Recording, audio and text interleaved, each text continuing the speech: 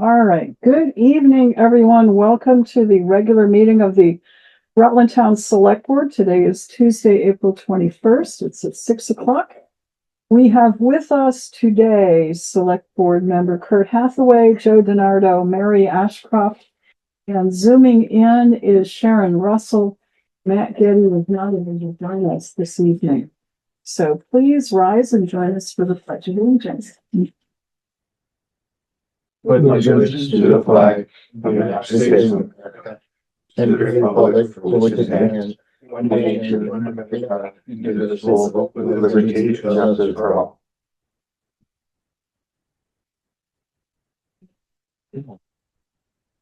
Item select board minutes for the April 7th regular meeting. All present. Move to approve.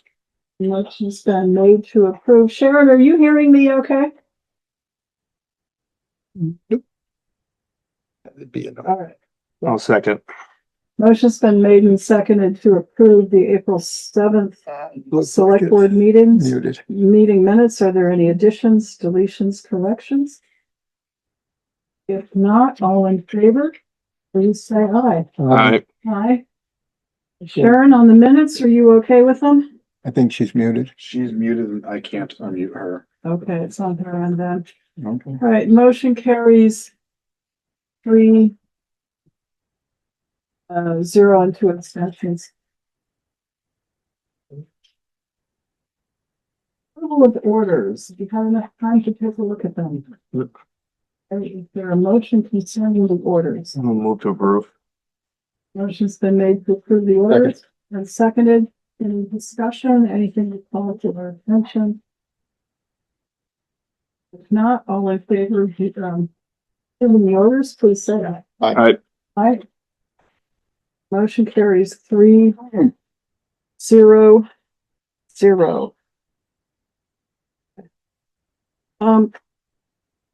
Any board member announcements? No.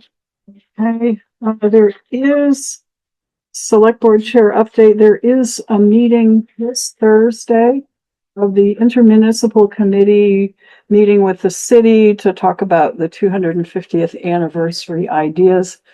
That is at 5:30 at City Hall. It's an open meeting, so please come if you are so inclined. It's been, pretty good meeting so far. Okay. Are there any questions from the floor or public comments? We'll start with in the room. On Chioffi.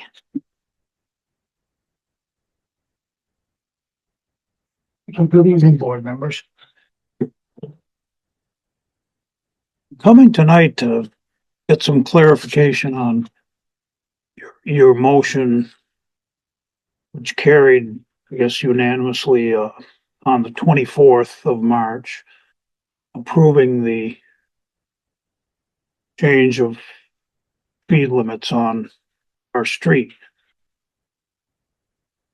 We never received any indication that this was going to be discussed.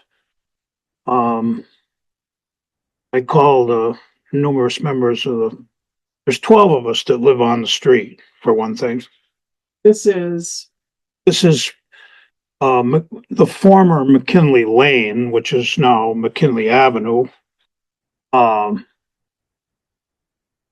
was also a little bit of a sleight of hand in the dark of night, because that was never supposed to be done when the E911 was under Joe Zingali was reconstituted. The reason that McKinley Lane was called McKinley Lane was that it never lined up with McKinley Avenue. It was a separate street. But that's not what you're here about. No, that's Okay. not. The fact is that from Route 7 to Grove Street is a town highway, but from Grove Street to the dead end is simply a street. It's a residential street, not a town highway. We had no notice that this was going to be done.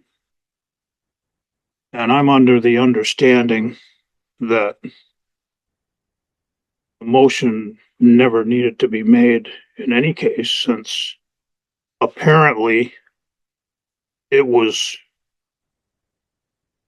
already voted back in 2020 to reduce that speed. We were never notified at that time that it was, and it's been posted for 35 ever since. Now, the reason I'm asking is simple. I'm just trying to be respectful and logical. There's got to be reasons for reducing the speed limits on any roads or streets in the town of Rutland. I mean, I think we would all agree that we don't just do this on a whim, and we don't do it on a single complaint by somebody that the people are going too fast, because people are always going too fast everywhere. So we would have 25 miles an hour on every street in the town if that were the case. The reason that I bring this up is there's only 12 residences on the street. So the purpose of lowering it to 25 would be ostensibly to fine or ticket those 12 people if they were coming down the hill faster than 25 miles an hour trying to get to work, or going faster than 25 miles an hour up the hill, which is, the whole street is a hill from the bottom all the way to my driveway. So it is virtually impossible to go 25 miles an hour when accelerating to try to get up the hill. It just can't do it. I mean, You might not want to put that challenge out there, Don. well, I am. I'm trying to be fair and honest with you. It's just impossible to do. And obviously, you would have to ticket every single person going up the hill because they have to go faster than 25. You have to put the pedal a little bit to the metal to get up the hill. Especially if there's any inclement conditions or snow, you've got to get momentum going. And also, when you're going down the hill, it's impossible to go 25. I've tried it numerous times. You can't do it without braking the whole way down the hill. And it's ludicrous to expect people to ruin their brakes going to work every single day. And I've been up and down that hill numerous times. And also, well,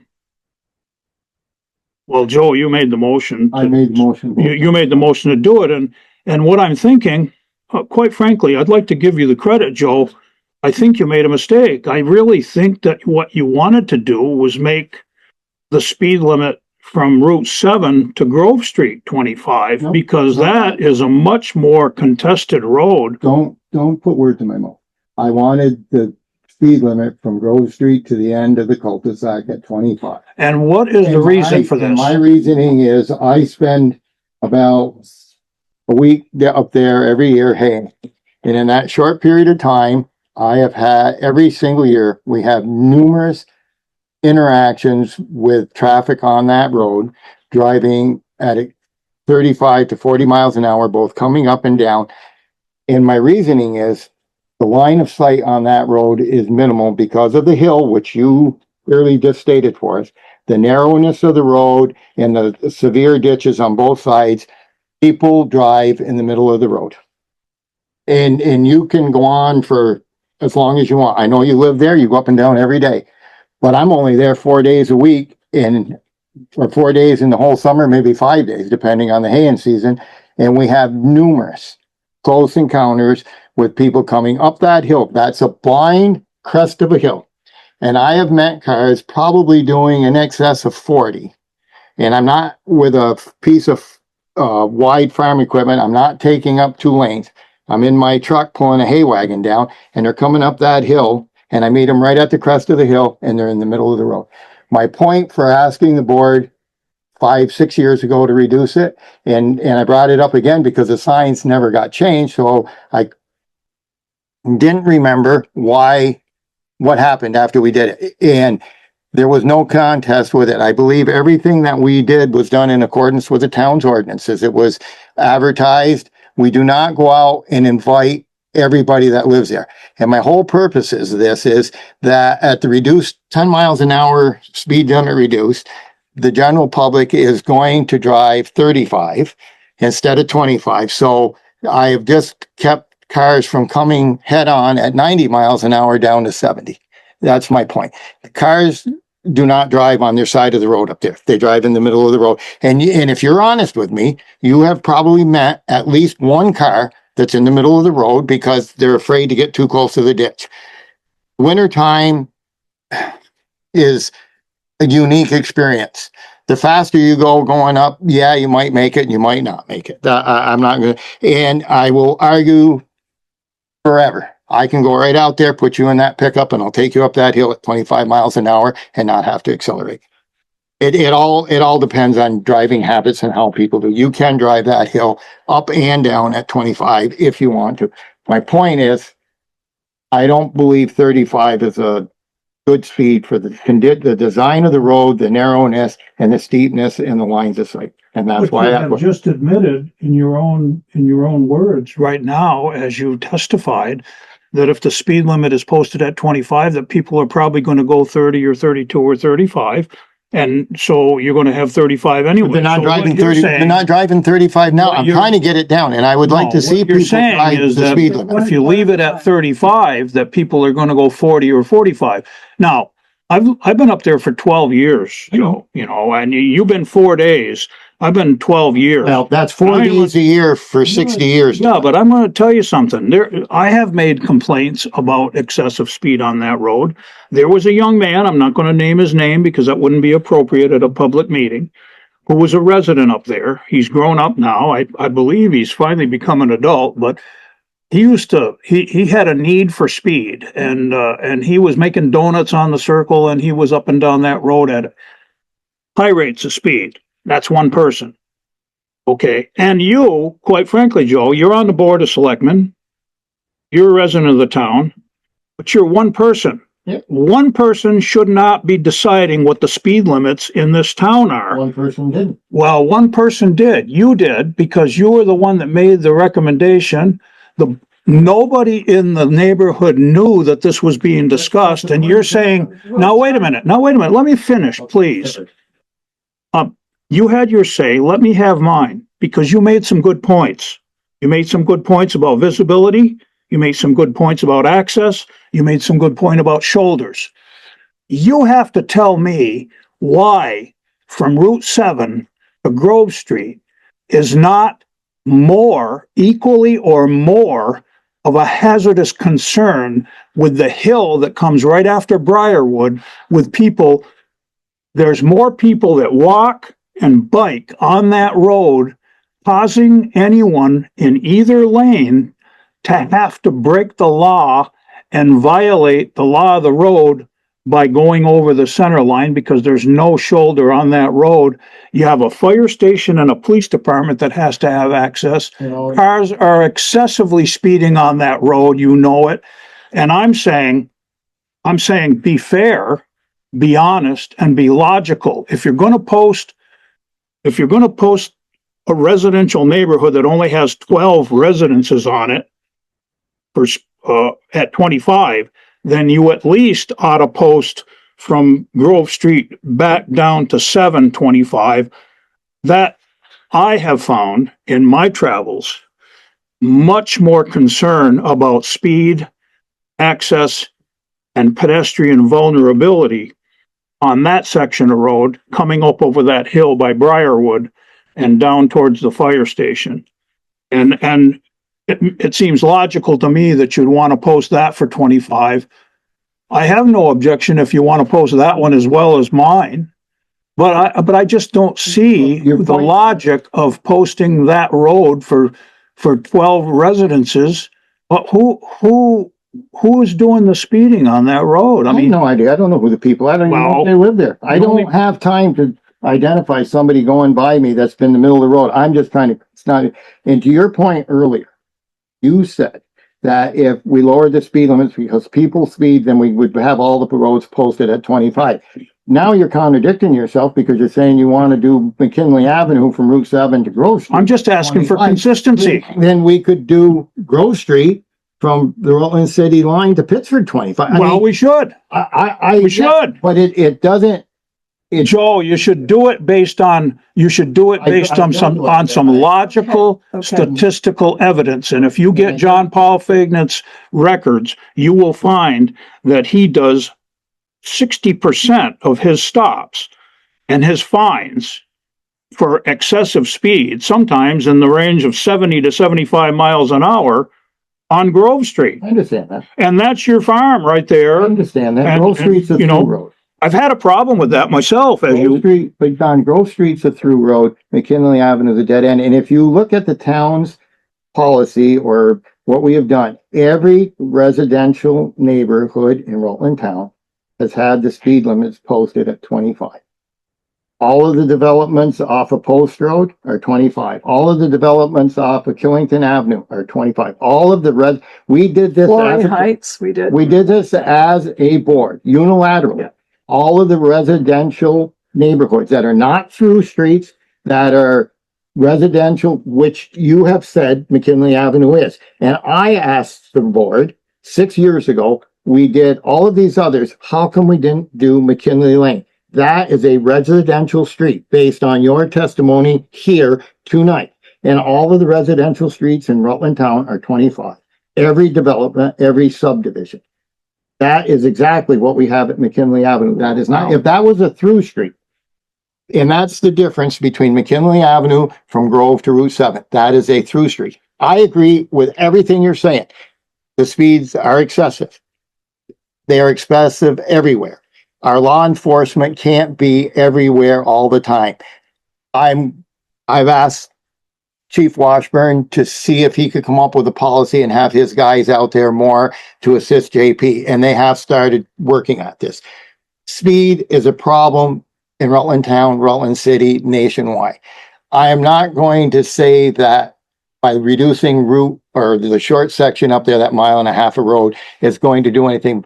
But if it prevents one head-on collision at the crest of that hill, two cars, like you said, and it may not be anybody that lives there. There are people that just, you know this, they just go up the hill to see what's at the other end. And they get up to your driveway. No, but you have to admit, And those people that are, neighborhood, Right. that neighborhood, McKinley Avenue, McKinley Lane. Yeah. The street is probably one of the most protected neighborhoods in the whole town of Rutland, because we have a doctor up there who has spent extensive amount of money putting cameras and notifying the police department when all the ne'er-do-wells come up there to do drug deals and so on and so forth. Right. And he stays on it.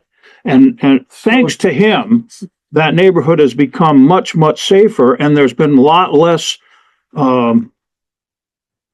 ancillary traffic, let's call it, on that road. But basically, it's only the people that live there, the UPS trucks, the FedEx trucks, the mailman, and the oil delivery trucks that are up and down that road. That's it. So, and my question to you, Joe, Yeah. in Closing terms, the well, arguments? let me finish up. In terms of all of this, Joe,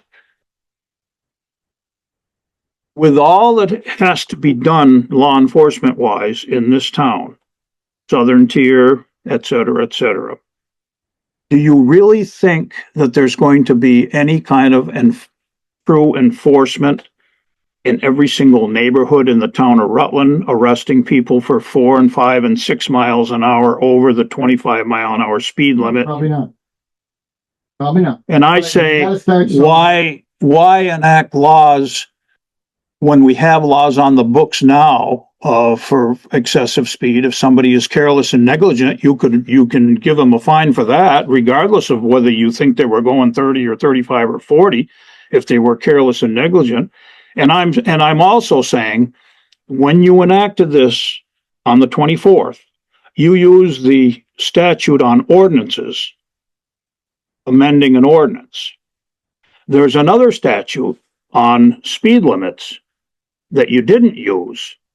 And I'm pretty sure the reason you didn't use the one on speed limits is there's a section, it's either A or B in that statute, that says, upon investigation, survey, or engineering studies, the board shall be able to enact speed limits not to exceed 50 or less than 25 on roads in their town.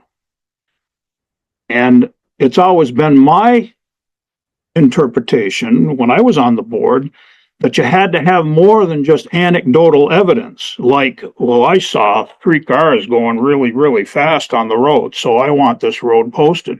That's anecdotal. You had to have studies, like how many tickets were issued? Have there been any accidents on the road that are reported accidents that would cause us to be concerned about this?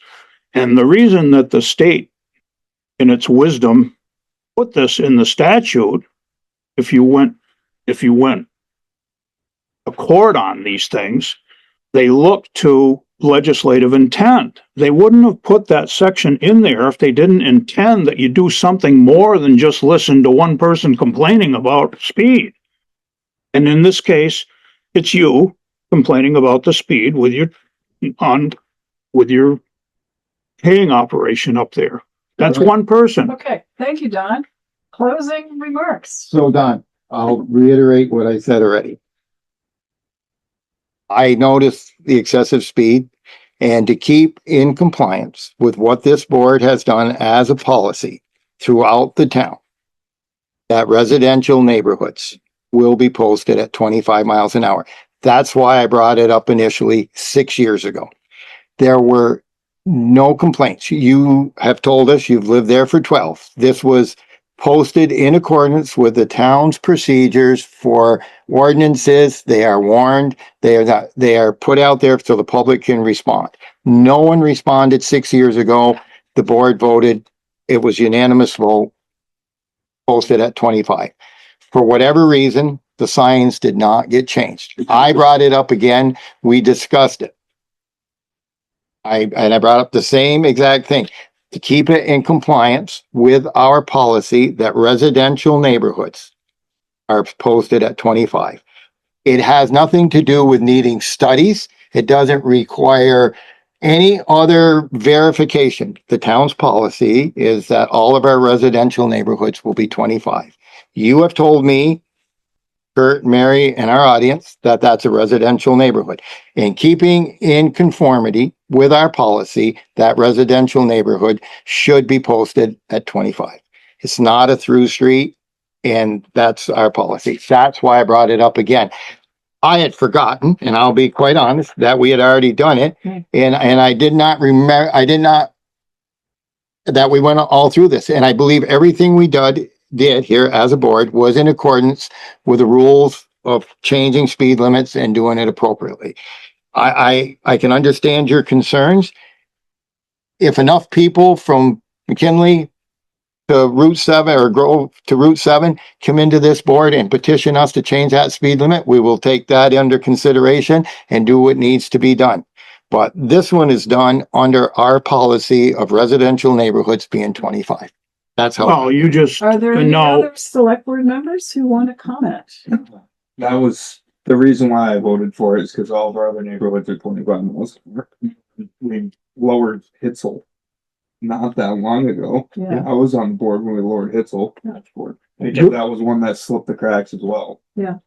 Joe, you just said if enough members of the neighborhood came in and On this section, that's a through street from Route 7 to Grove Street up McKinley Avenue. If those neighbors put up a petition or any place in town, there was enough attention drawn, then we would have to do the study. We would have to do that. But the residential neighborhoods have been unilaterally designated at 25 miles an hour. They are not through streets. There are always children playing. There is always all kinds of traffic, everything. That's why we've tried to make our residential neighborhoods safer. And this is the first place. You start lowering the speed limit. Then we try to work on enforcing it. And you go from there. Because it's the way it is.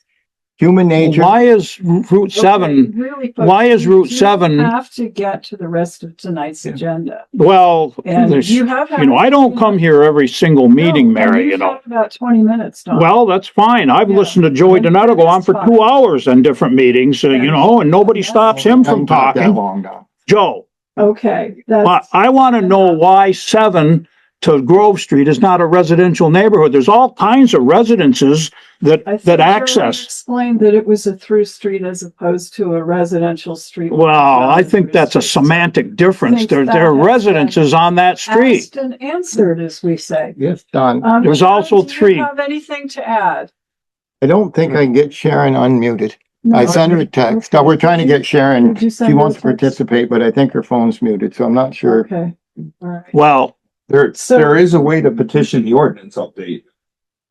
If you well, want to do yeah, that. that's after the fact though, you know, and I understand what you're saying, Joe, about you just did it as a blanket thing. But it seems to me that with transparency, you should let the neighbors in the areas that are affected know beforehand, not after, because then they could come and tell you whether they agreed or not, instead of making them have to petition by getting 5% of the vote and then putting it to a vote of the whole town, which has no knowledge whatsoever of what's going on, because there hasn't been any public discussion of this whatsoever. And there wasn't any public discussion the night that you made the motion. It was an That's- open meeting. Pardon It me? was an open meeting. It was in our minutes. Of course, it was an open There discussion. wasn't any notification of the residents of the neighborhood that this was going to be discussed at the meeting. How would they be here to No, we say didn't anything? do, and we don't on anything. Well, I've talked to the neighbors and they're not in favor of the reduction, so Okay, whatever. let's move on. I've spoken. Thank you, You Rob. have my opinion. It's not going to be enforced and you know it. And I would like, as a follow-up to this, if you're going to enact this, I would like to have some law enforcement reporting to the board as to how much enforcement is being done on this particular amendment that you put in. Because if there isn't going to be any enforcement done, then you should get rid of the law. Department, we have reports from the police department every month on where their enforcement activities by street are. So you're welcome to look at any of those. And Yeah. that's how you can keep track.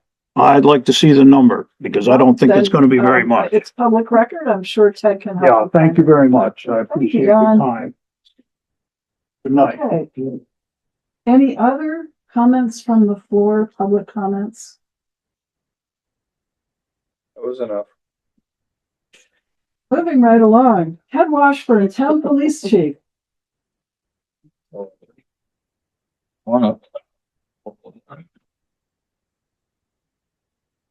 Oh, double teaming. Brought back up, that's not good. That's good evening. And no doubt. Gonna chime in that we give monthly reports. If he wishes to review them, he can. Excellent. Just before you get started. Yes. My intent to ask this is to stay in conformance with our policy of and it is not for you guys or the constables to go out and write tickets.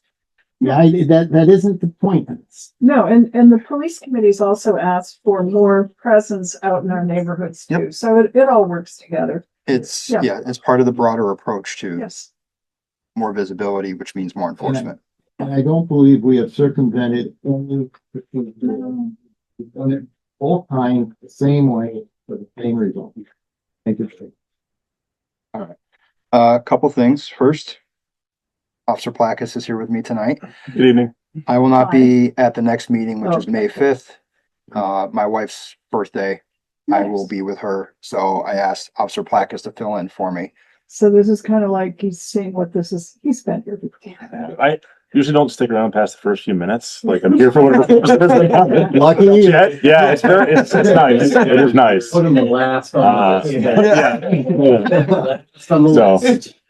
I get the full experience tonight. You know, Very good. so yes, I wanted to get him that experience because he will be covering the next meeting. Okay. First, some unfortunate news. The candidate we had in background has withdrawn. They were given a better offer. Yeah. Where they were employed, so rightfully so, they withdrew. So we're Okay. gonna repost the opening and we're just gonna leave it open until it is filled. Okay. So there will be a little bit of a vacancy savings, and then we talked about that probably throughout the rest of the fiscal year. But I wanted to let everybody know How that. that satisfies your need for money. Wow. I thought you were worried about balancing the That seemed budget. very direct. We'll be good now. What do you think? I might have said the same thing. The next thing I have, Mary, you were on the board. Maybe Joey was. I know Sharon was. About 6 years ago, we discussed deferred comp, a retirement 457 plan for everybody in town. And the board voted on it because we've been spent the last 6 months we all thought it went away. We didn't think we got the closure we needed to finalize it. So I was going to try to get the information, go through committee, and then try to move forward. But when I finally got a hold of somebody today, they had no idea what I was talking about because in their world, we're already signed up, just nobody's enrolled. Interesting. So Bill found the meeting minutes from September 1st back in 2020, where, We did a lot. yeah. Okay. Where 5 years. Or 6 Ed had asked about it. JP reviewed, he was satisfied with everything, and then it passed 3-0. Okay. And then we sent back everything the representative from Prudential wanted to get signed up. Yeah. And then we never heard back from Prudential. And then Prudential was absorbed by Empower. Interesting. Okay. So we basically- didn't drop the ball. no, All right. essentially the town of Rutland is eligible, employees are eligible for a 457 deferred comp plan Mhm. at no cost to the town. And basically, I'm just kind of letting everybody know that this thing exists Okay. so we can move forward on it. So this is like all of This is everybody. this is everybody. Okay. We got part of the word out today and Kari is on. So with the new employee packet we should add to that. Yeah, so the gentleman from Empower was going to reach out to Kari Okay. because unfortunately a lot of the heavy lifting is from her. Yeah. But he was going to try to reach out to her. I don't know if he did today or not, to try to help walk through how we can actually enroll in this. Okay. Department heads, let your people know if they want to be in deferred comp. Mhm. Let me know. The guy from Empower wants to come down and talk to everybody about it. So if he gives me a day and your people are interested, I'll let you know. I actually had a guy ask me about something similar to that just today.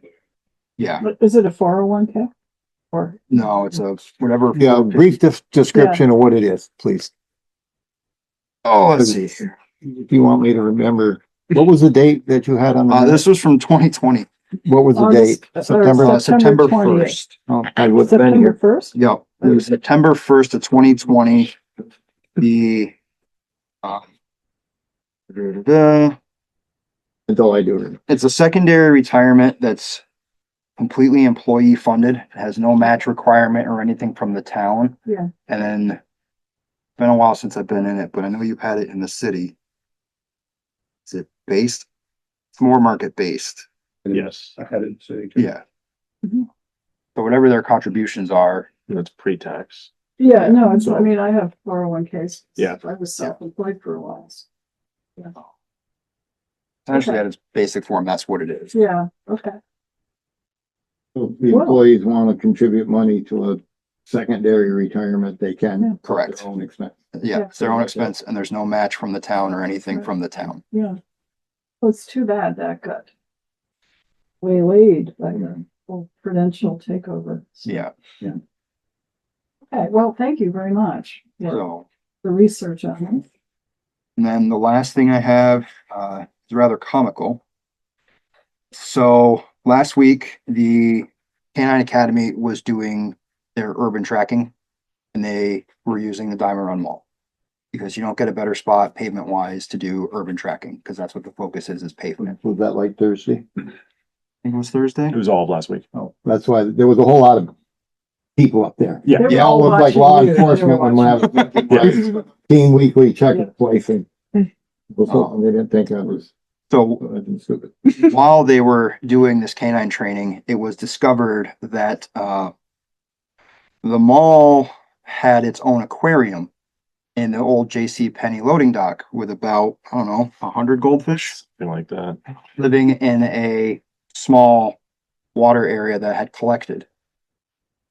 So this was brought to my attention on Friday, and sometime over the weekend, there was a nighttime operation to liberate these fish from this water hole, and they have now been rehoused in loving, caring homes. Fostering, or are they? It would be a, actually I think it's adopted? fully adopted at this point. Successful rescue operation. Excellent. yeah. So, I see That- pictures of the fire department and the ducklings, but yeah, not the, you know. there was goldfish. about a 25-second video that I started watching where it looked like somebody had made a very nice koi pond, and then it backed up, and then there was the JCPenney loading dock. And so that was very interesting, but it has been cleaned up per se. Well, The- thank you for The rescue. open bays, they want to ask about that at all. Yeah. Who's responsible for. It'd be so I know Bill, I know you reached out to them all about it too, Yeah. because we talked earlier, but Yeah, I gave them the message. So there's I had talked with the gentleman from the Barton Arena. He called, and that's why he included me on the Mr. message. If you guys got Yeah, as well, and they had a wrestling tournament, and he said that people were coming in and out, and he had gone outside, and there was a loading dock door open, and there were people sitting in chairs inside the mall watching them come and go. So he relayed that. He'd been relaying it to Joe Anthony, and the message you guys have was sent to Joe. Joe replied and said, "We need to get on this right away and make sure we're taking care of this. And if we need to, he was very concerned about what was Yeah. communicated to him." So okay. And our Joe, tell Yeah. us that it's taken care of? When I was up there Thursday, driving around, the mattresses are all gone and most of the debris is. pretty much we did pass that along. So Yeah, Okay. it looks like somebody got up there and did whatever they were supposed I to. also had an opportunity to talk with their attorney this afternoon about it on a similar topic and pressed him what was going on, and he Good. said he would take care. He relayed from his end as well. So Yeah, and more people are up there using Spartan Arena, and there'll be a big crowd at the end of May, so Yep. they've got to watch their image up there. Gotta keep it clean. Yeah. Any further action we want to take about that? Or are we all set? I was We were pretty happy that satisfied? that Okay. they responded pretty quickly to getting Okay. it cleaned If I up. may, so I was up there all day Saturday for the wrestling tournament, just in the parking lot, Yeah, just almost the entire day. Yeah. I mean, there was thousands of people there, so they requested a presence and we were up there, but on the back side closest to Spartan Arena, 2 of the doors were caved in where somebody could walk through easily, and probably has, which is why they were like that. Okay. And then that JCPenney loading dock, I mean, like the garage bays are completely open. You can just walk right into the mall. still? Yep. So that was at least as of Friday, I think. Okay, Multiple garage bays right there at that loading dock that just go right into the mall. And that's within the fenced in area, but obviously that's yeah. proven it's to be a not huge terrible. deterrent. It's a good deterrent for cars because Yeah. they put the cement barriers, the Jersey barriers right in front of all the gates. Yes. But for people, they can just crawl underneath, hop over, All whatever. right, could the Right, so- police check tomorrow and see if there's any open doors or Yeah, I can anything do that's open to the inside, and then let Bill know, and Bill, if you could call, because, send me a picture. yeah, well, yeah, that's what we do. Evidence. We've heard of that. Okay, any questions for our police department? No. No. Thank you very All right. much. Oh, Thanks for coming in. I did check in on the Pocket Park, and I did pick up, I think, 5 needles. Yeah, So did that last week. we have a proposal in our packet to start work there, so I think Okay. once there's activity, that may help.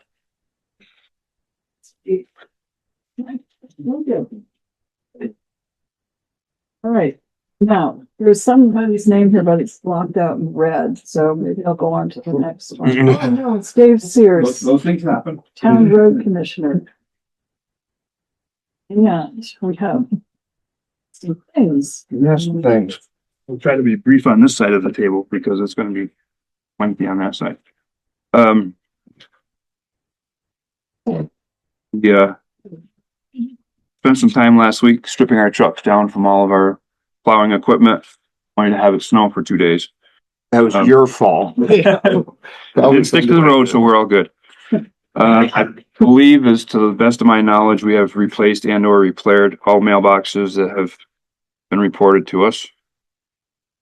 Green Up Day is May 2nd. We have bags. Larry has bags at the transfer station. Yes, I believe there are bags here. I got Creek Road. We saw your bags. Well, we didn't see them out. They were Well, reported life to me. started early, but, and there is a large appliance that was. I've heard that too. Okay, I was hoping somebody else would come and get it before we had to, but I know. we're not. Where do you bring them? The appliances, you bring them to Hubbard's? Or? Yeah. Or? Okay. Yeah, or I can take them up and just throw them in the metal dumpster, depending on what they are. Okay. So we have bags. If anybody needs any, they can call us. I know Velco calls me every year and they get a couple rolls. If anybody picks up bags and they put them in obscure places, just call our office, which is 802-773-8128, and just let me know where they are so we don't have to pick them up in June. And like I said, Larry has bags and we'll be out at Monday, the 3rd or 4th, chasing bags around.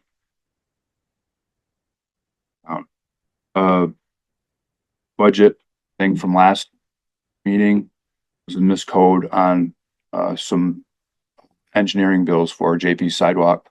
That's been straightened out. It doesn't fix the budget, but it moves it from where it was to where it's supposed to be. Police department's gonna have some excess. You couldn't move it Okay. over there. I could do that. Yeah, I'm good with that. Same. So, That sounds expensive. so one of the things about the engineering, before I forget. Yeah. So with the sidewalk, some of that money goes out, we pay it, Yes. and then we get 80% back. reimbursed, So yeah. there'll be times when that looks really funky, but then it kind of mellows out a little. We're spending money for Otter Creek to do numerous engineering tasks for us, probably without really thinking that we have to pay for it sometimes, like the Grove Street project and Simon's Avenue project and the culvert project and and now we just added another, and it all comes out of that same kitty. So that will get hit pretty hard at times. And then just a quick little tidbit for our Clarendon listeners. We will be on Boardman Hill and Quarterline next week, grading that and getting that taken care of. And that's my short version. Rest is committee stuff. Do you want to do the paving, or do Speaking of you which, want us to do it? Oh, go ahead and do it. all right. Highway committee met. Yep. On April 20th. Yes. Do you want me to talk? Do you want to talk? How about it? I'll keep you here for 2 hours according to. Anyway, so we got 3 bids on the paving that Dave put out. Fuller sand and gravel at $343,184.29. Pike Industries at $347,342.62. And 3 of us looked at each other, and this is like the first time in years they're competitive. And Wilk Paving at $307,570.65. So it's the recommendation of the highway committee that we award the bidding to Wilk Paving. I'll treat that as a motion. Is there a second? Second. And seconded. Any discussion? Wilkes, did they do last? They did last year. Yeah. We did discuss the pros and cons of the 2 lowest bidders, and they each have their pros and cons. Fuller probably does a little better job at paving and seaming, but once they leave, getting them back to do some of the apron work and stuff can be a little torturous. Wilkes are here local. They're a little better on the aprons and stuff, but maybe not quite as good at putting the seams together. So, basically it's a toss up, and Dave is satisfied with Wilkes' work. So Okay, we're okay with it.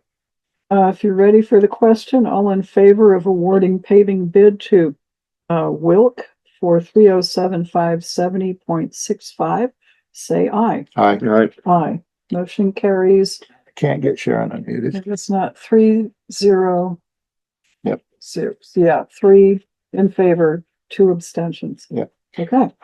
Part 2 of the paving is the Class 2 paving grant, and Dave has an area on North Grove Street from Rich Custle's north to Pittsford Town Line. Pittsford Town Line. The bids on that, and that will be a milling and then repave. of 146, 421, 69 from Fuller, 152, 285, 60 from Pike, and 133, 616, 25 from Wilkes. Should that grant come through, and we did get a grant 2 years ago. 2 years ago. We would recommend that we accept Wilkes bid of 133, 616, 25 for that project. For a second? Second. Okay. Question about that. When we warn that and ask for bids, do we say it's subject to grant Yes. funding? Yes. Okay. Yes, yeah, so they're aware of that. Okay, very good. This is probably pretty much every town that applies for a paving grant. So Any further discussion on this? That's why it's broken out like that instead of added into the other paving. It's broken out as a separate. If we get it, this goes. If we don't get it, that goes away. So the motion is to award the paving grant paving bid subject to receipt of the state grant to Wilk for 133,616.25. If there's no further discussion, all in favor, please say aye. all right, Aye. Motion carries 3 in favor with 2 abstentions. Okay. and then after our meeting with Robert Clark, and I want to say about 8 contractors last Thursday for the box culvert on Stratton Road. As we had just talked, we had decided that the town would purchase the box culvert. We have 3 prices. They're Camp. These are 3 contractors that do this work, and their cost for the culvert is $182,211. Fort Miller is $178,450, and Michi, where are they out of? Mitchie's is in New Hampshire. I'm not yet where they are, Not sure New and Hampshire. they're at $159.45.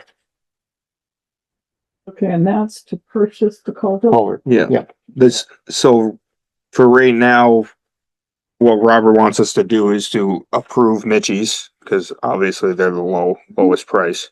But we are not ordering the structure yet until we get the final stream alteration permit. Okay. But they want us to approve Mitchie's as our vendor for this culvert, so they can work on the submittals and shop drawings. Gotcha. That way, So that is, the motion is to accept the Mitchie bid, Yes. 159,045. Right. And I think Joe said that, right, but it's subject to, The approval of the new Yeah. stream alteration permit. right, and part of that motion is to authorize Otter Creek to contact Michi with shop drawings and be able to get them know what they need to do. They're talking mid-September availability right now. So we're hoping the stream alteration permit comes through yesterday or the day before. They still have to engineer the concrete designs. So Mitchie's has their own engineering firm that will engineer the concrete. And essentially Robert's blueprint says, here's the culvert and this is how you put it in the ground. okay, so if they're Mitchie's building it specific to us in those diagrams, Right. what happens if stream alteration permit is altered or doesn't come through? Or more likely is altered. Don't think that'll change the culvert, bro. I don't think it will, but That process has already happened. Josh Carvajal, the Rivers and Streams guy, had some suggestions. This culvert was originally designed per the specs from the hydraulic study, Okay, and he disagreed with their findings. So probably 6-8 weeks ago, he sent, there's an email string that goes on for days, but there was an email like, I don't think this is right. This needs to be altered. So Otter Creek altered the design of the box itself, and to his specification. So that part should be good. There's another piece of it with the dry hydrant that's been taken out because they can't agree on that. But so that part of it has already taken place. It's just a matter of getting him to okay, be I'm just happy trying with to it figure out and the sign the risk permit. to the town if we go ahead and order something. We aren't ordering. We aren't ordering it until we get the permit. in We're hand. just authorizing that Otter To talk Creek. about the, It's like getting the easements. Right. yeah, Okay. It's to allow them to start on shop drawings. because that could take Okay. away and, Well- and we have accepted their bid without placing the order. So, if I- Okay. So once yeah, Dave gets this, if I remember right, this went from a 12-foot box culvert to now it's a 14-foot 14. box culvert. Correct. And it's the state button heads with the state essentially, because the state did the hydraulic study and now Yep. Josh is saying no. And I think some of it has to do with the dam that's upstream. Okay. If the dam was to fail, the culvert 14, needs to be it's 14 sized. by 8, isn't it? Yeah, And it's the other one was 12 by 8. Yeah. Do you know how much water can go through a 12 by 8 The hole? one that's there now is 9.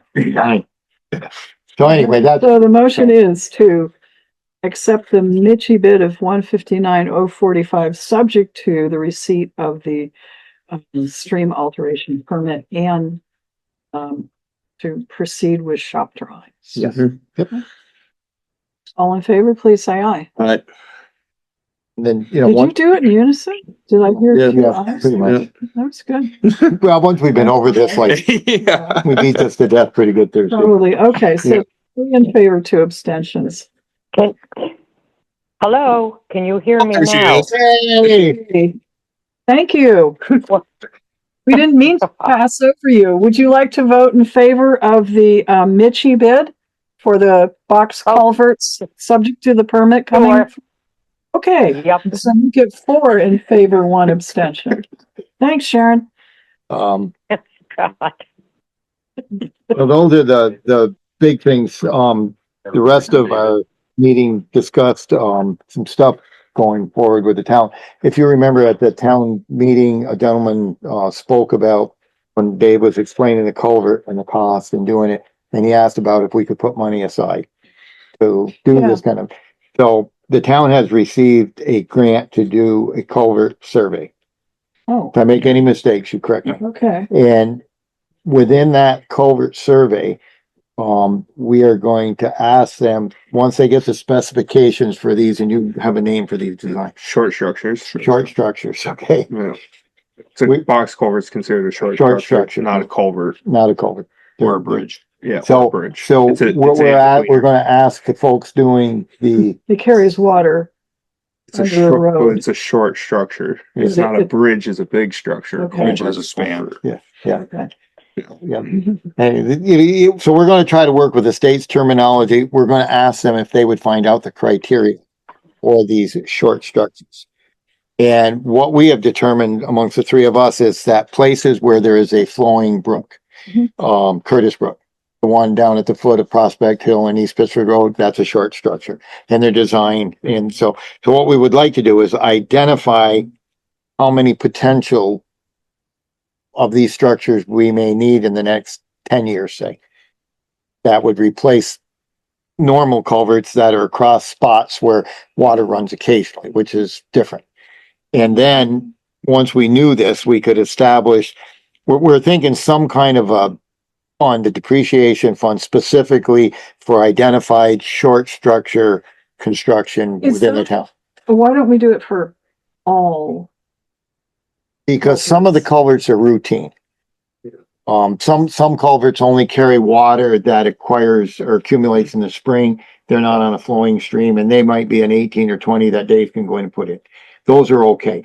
But the Curtis Brook, Muzzy Brook, Moon Brook, all of those require these more sophisticated ones because water runs through them all the time. So if we identify in town that there's 10, which could be a potential at this one's cost of $5 million to replace these, they won't all be this big. The one at, off of Curtis by the Hathaway Farm is not that big. It's a smaller structure design. So this would give us criteria if we did this to be able to start setting funds aside. This is what, in answer to that gentleman. And we're trying to figure a way to do it. Look a little bigger here, because you know how, what if you lose a culvert that is not a short structure and you need Dave to has- quickly replace Dave it? has money in his budget every We year, use- culvert budget. We have a culvert line. We have a culvert line. But what if it's a big event? I mean, and we lose several at Then once. the five Can we people sitting at invade- this table say, okay, we're going to need to cap our short. Dial 1-800 FEMA. Yeah. Yeah, you're not gonna be there so much anymore. But I'm just saying, so this is our I idea. mean, I don't mind the idea at all. I'm just So saying, think a little. we bit figure broader. if we have the survey and we have some numbers, then we can realistically and go to the town voters and say, this is an answer to the question last year that we are going to establish. So maybe next March, we will have a ballot item that says we want to set aside 1 cent on the grand list as a short structure depreciation fund. Okay. Do not call it just that. Please put the word in there, culvert in there somewhere so voters understand Okay, what it is. we'll put in short structure / in parentheses culverts. Parentheses culvert, okay. Okay, so anyway, that's Call it a box culvert. box culvert is fine. We'll do box culvert. But anyway, that was Okay. one of the things. We talked at length about the access road from Aldi's to Farrell Road. And I'm curious as, Wow. should we look into land acquisition and get a right of way designed and see about land acquisition? So the people that own property down there will know where the road's going, when it gets built, and they can adjust their plans for their property accordingly. I don't know how that process works, but we thought that would be a good idea to, We've not caught, but we've been ahead of a couple situations Yes. that would have blocked our road. Yes, Yep. I remember. And luckily the So it's landowners not a wanted to bad work with idea. us, you Right. know. We don't have solar panels in the way right We now like did we might have- have. We did have a landowner meeting down there. we did. Yeah. And I think they were discouraged because we dropped it. Okay. But what we need to do is we need to just, if we have to buy, and I don't think we're looking at more than an acre, maybe an acre and a half. You know, you're talking a 55-foot strip of land, half mile. Yeah. I don't know how much that, I could do it in my head, but I won't. And how would you Anyway. pay for that? Well, that's the thing. We have to decide, do we want to ask the voters to approve a sum of funds to buy this potential road right away? Because then once we own it, the landowners will all know. I agree with theory, Yeah. yes. And as we discuss this, one of the ideas might be like, if we have to go behind it's the car dealership and take a little bit of their parking area, that one of the thoughts is maybe we would abandon a portion of Granbury Road and give up that curb cut. And so there would be no traffic in and out, and give that to them in lieu of taking the backyard. So some things to look at. This, Okay, so what's the next step in this? defining the process, how we would go about doing this. Yeah. I think the information we got from our engineering firm maps out the right of way. I think it shows the path of the road. So then we would identify the landowners and go talk to them. Okay, You know, it might be some Kevin issues in there with what to do. well, eventually there will be, but the Yeah, so initial, God, I gotta remember this. yeah, the initial, talking with landowners, the sooner. The better. Yeah. Harbor Freight had moved their building. Yeah. To adjust it for this road, and one of the landowners wanted to put solar panels, and they come in and talk to Bill, and Bill said, geez, you know, we want to build a road, and they said, oh, geez, and they'd rather have the road than Okay. than the panels, so, Okay. that was there. We would request an executive session at the end of the meeting to discuss our other project, and I think that's. Because potential pending litigation. Yes. isn't it? Yeah. We are going to try to move forward with the Diamond or the Green Mountain Plaza entrance change. They're looking at some new permanent tenants, and they would like that entrance altered. Oh, Green Mountain they were Plaza. looking for permanent tenants in the actual shopping. Yeah, plaza. not out front. No, they're not gonna put houses in the Yeah. median. Yeah. Okay, so I think that's all the highlights. I missed anything. Okay. I still like my idea. right. Fertilizer on And from our sidewalk meeting last Wednesday, we need to talk to Kevin about language for easement acquisition and what we need to do along that Route 7 corridor. You know, there's gonna be some easement, permanent easement, there's gonna be some stuff there. Do we know the extent of the easement? Can you start drafting? Have we talked with the landowner? I don't think we're to that point yet, but Okay. it would be to get there. Okay. And the other thing is, a maintenance agreement with the city for the portion of the sidewalk that's in the city. Yeah. Those are two things that, Okay. We're looking at like August. Or it'll be August before we know exactly what the impacts are gonna be. That's the next step is We the just right of way wanted to identification. maybe get it penciled on the calendar. Yeah, we'll need Kevin's input, and I think if we give him a heads up, we're hoping that he'll be available when we need. Maintenance. Yeah, So I think there's 6 months for acquisition. That's blocked out and we're starting to run a little bit behind on our schedule. Yeah. So if we could, wrap that up kind of quick would be. So we want Kevin standing by to. yeah, so I think their next step was, the actual identification, right? Of where the easements are needed and then be able to go in. There's some land that we're gonna need permanent easements. The majority of this is in the right of way, which I'm not sure why we need to be involved if it's in the state right of way, because they just gotta say, okay. But I'm not sure. The construction easements. Yeah, I'm not sure exactly. It's not kind of like this culvert we're doing. We are on private property. Mhm. And so that's why we needed easements. And there's a little bit of this sidewalk that's gonna be on private property. So I think there's a little bit of grading that's gonna end up being. yeah, I think maybe that, grading onto private. So we need to do that. Xfinity's one we're worried about because it's corporate. Yeah. So we don't Oh, know. it's gonna take a So we while. need, How far up the ladder right, it's so gotta- as soon as they can give us the information, then we will And need who's the engineering firm there? Stantec. Is it Stantec? Yeah, that one's Stantec, yep. We're going a couple of different directions with different. There's too many engineers. Yeah, Stantec. Well, thank you for not saying too many lawyers. I appreciate it. So that's Too one determined. that we might need to contact, and if Kevin has any concerns, I think he could get in touch with Stephanie, Okay, and she would be able to explain to him exactly what we're looking for.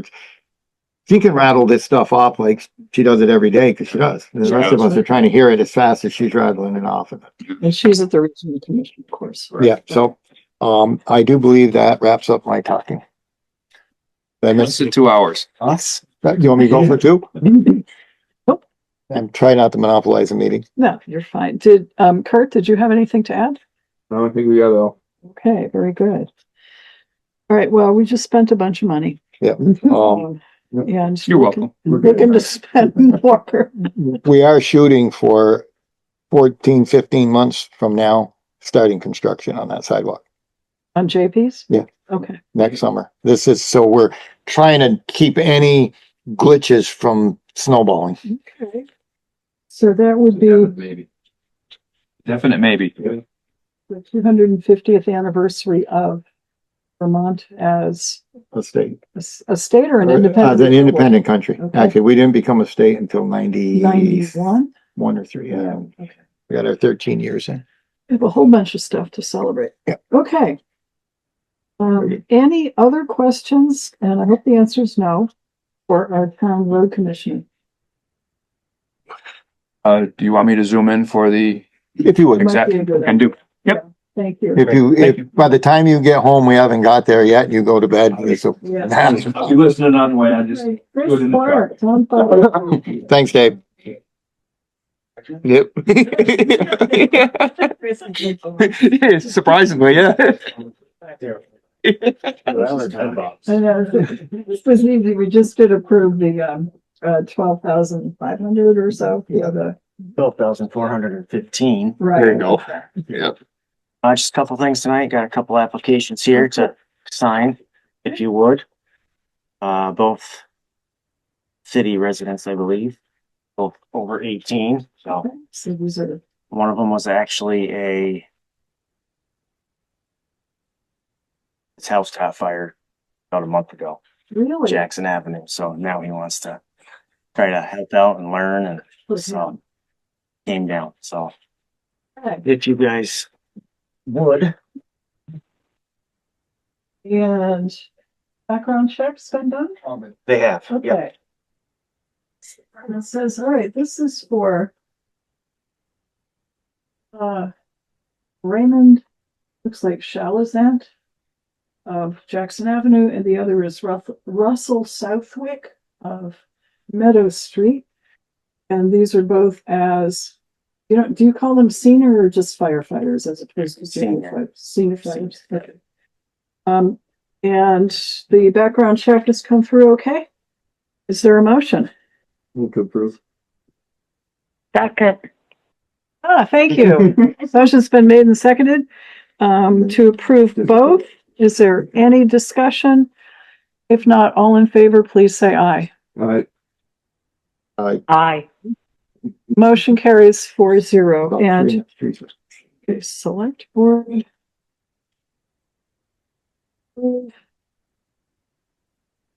Is today the 20th or 21st. Another month shut down. Yeah, no. already. No.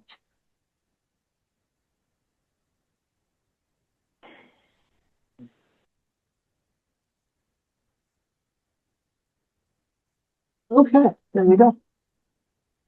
Okay, what else do we have? Our big truck inspection month. Everything's passed so far except for, well, they passed. We have a year to get new tires for 2 trucks so far. Oh, I was wondering when that was going to start hitting. It started. Okay. So, gotta get 12 tires by next April. Thank you. And engine 3, which is the newest truck, the bumper paint was starting to chip off. So, The new truck? the new truck, so Rosenbauer is paying Earl's to fix it. So that's at Earl's right now. Okay. Getting the bumper redone.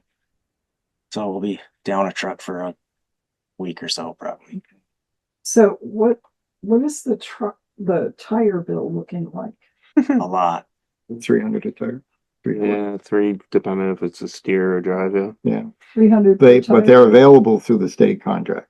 Yeah. Okay. So We go to Pete's and they it'll do probably be years, I think, or whatever the state runs, which does save us a tremendous amount. Oh, yeah. Because they're Yeah. all very big radial tires. Did we Stupid. budget for this replacement or is it going to come out of our equipment fund?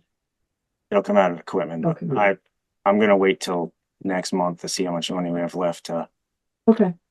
I might do one this year, one next year. But it'll be changed by next time Jim sees them. So One thing the town of Killington does is they'll save the tires and put them on the highway trucks. oh yeah? Ooh. So maybe a good Dave idea. might want to check tires out.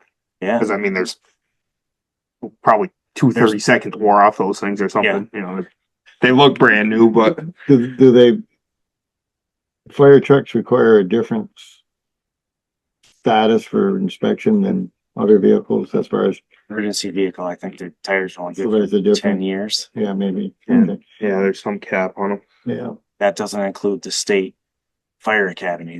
They can go longer because their truck doesn't leave the Oh, property. I see. Yeah, that might be something you and Dave can talk about and, Yeah. you know, you can buy some used. Good tires still. There's nothing wrong with them. They're just old. Sure. We got our new tank, as you said. And we agreed to pay for it. Yes, perfect. I already gave him the check. So tomorrow night we're gonna take that out and try it out, see how it does. Okay. You That's still all have the I old got. one? We do. What's up with the I told him to advertise. Somebody Somebody might want that. interested in that little Yeah. tank. A cute little tank for somebody.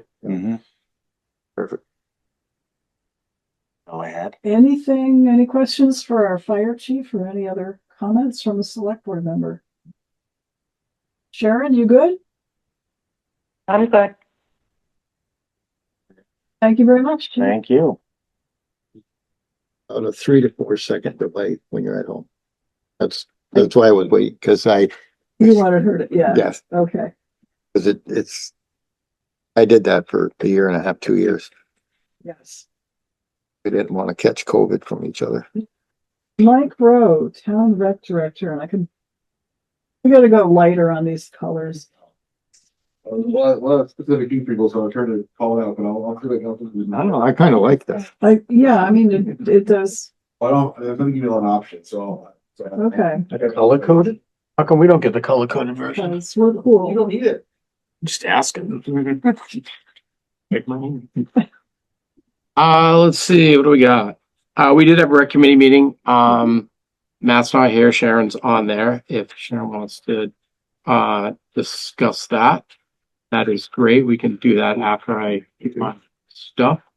So the pool, has been fixed, for now. We had some, tile replaced, cracks cut open and resealed. And they're coming back to work on the kiddie pool, which has severe cracks. And it's a safety hazard. So they're coming back to fix those. Yes, it's slowly doing its thing as an old pool. Yeah. Speaking of old pool, the pool cover is needed. I can send you the videos and we tried to make last 15 years when it's a 10-year lifespan. And, the new cover is, $16,000 and that's done by, Allen Pools and Spa. They've done all our covers before. As I was saying, he brings a drone in, takes measurement, but that's 16 that I have to call him to see how long it will take to make it, but we need the other cover's already in the dumpster. So I can show you Guess you're gonna have to. I can show you the big holes that Yep. we don't want to pay the money if somebody falls through. And I don't want to pick up skeletons at the bottom of the pool, which we've done before. So that's a price on there. That will come out of depreciation. Our cleanup at Dewey was a huge success. We had the majors and minors. I don't know if, did I say this I didn't talk about this at our meeting. It must have been our rec committee meeting. Okay, so we had the majors and minor teams go over to Dewey and they did a tremendous job of cleaning it up in about 2 hours. Bill was there raking and he's not even a member of one of the teams, and so was his son Carter, and a huge thank you to them.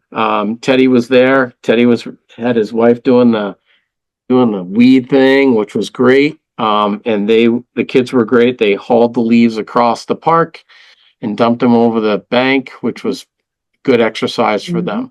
And so it looks fantastic. Spring sports have started. They'll start this week. Games start next week and the week after. So we are ready to roll for Big that. Thank you to all of the volunteers. So that was really good. Yeah, that was huge of them to do. We're hosting a breast cancer awareness fundraiser. You might have heard it on the radio. I've actually heard it 3 times now on JJR. They're doing a kickball tournament. So if the select board wants to get a kickball team up at Northwood and join in, you're more than welcome to do that. I believe it's either the Saturday or the Sunday of Memorial Day weekend. Deer headlights. Great God. It's just kick and run, Mary. It's really not. You can even bunt it. You don't even have to run that fast.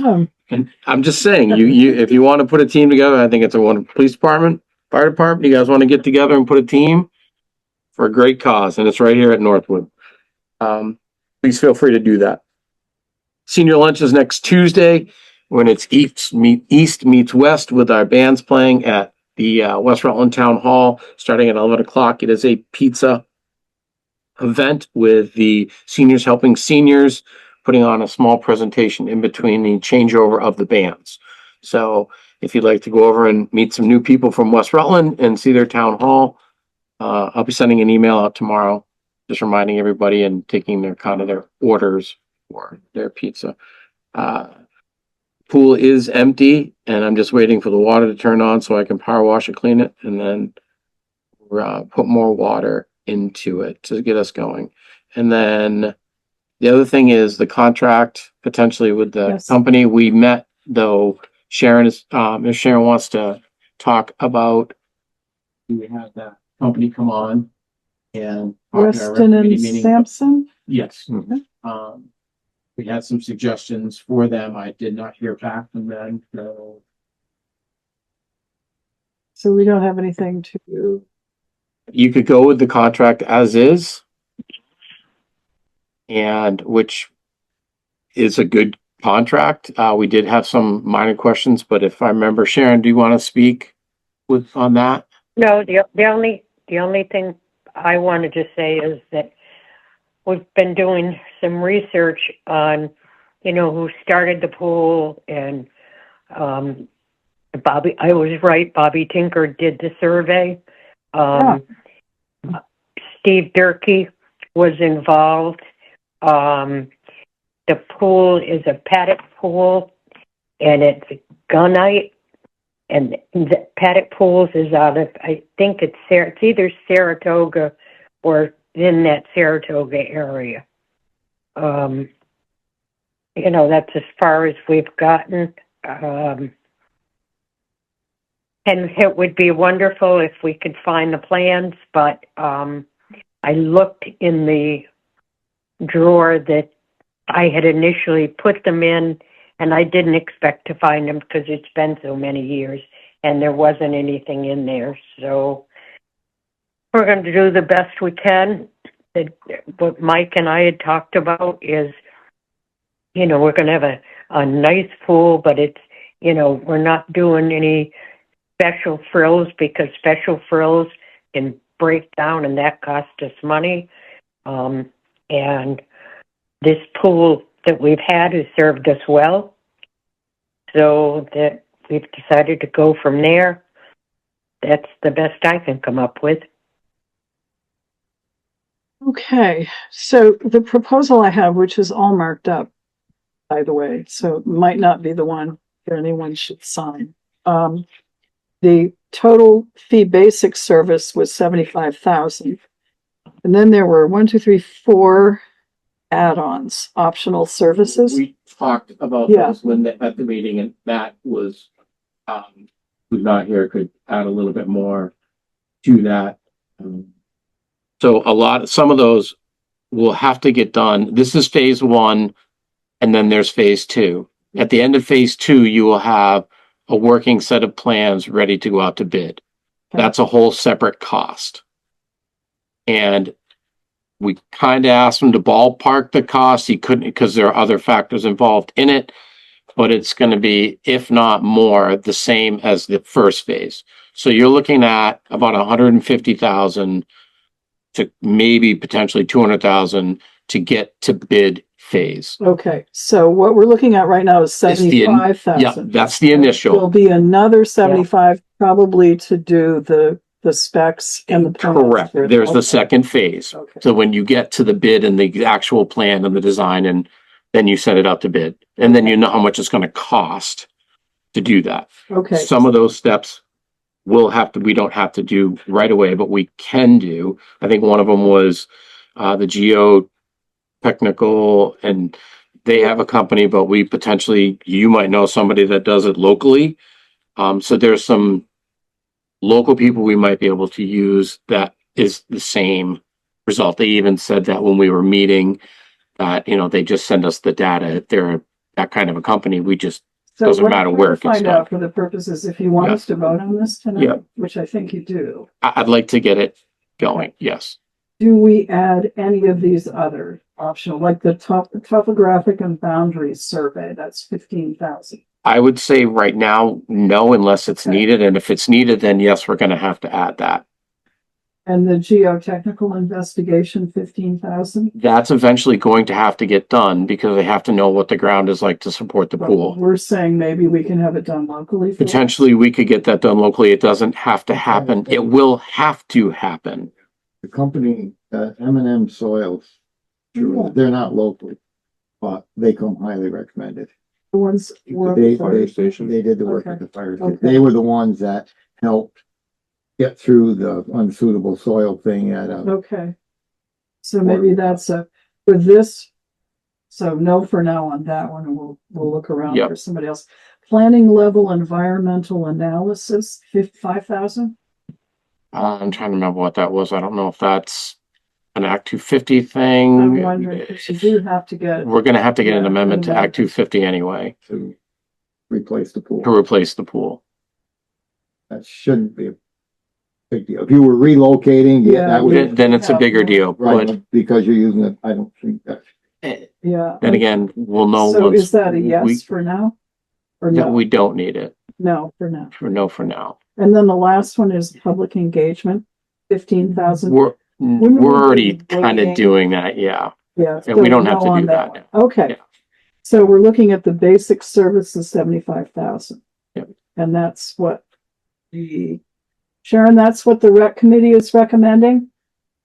Yes, Okay. So that's a motion, right? yes, it is.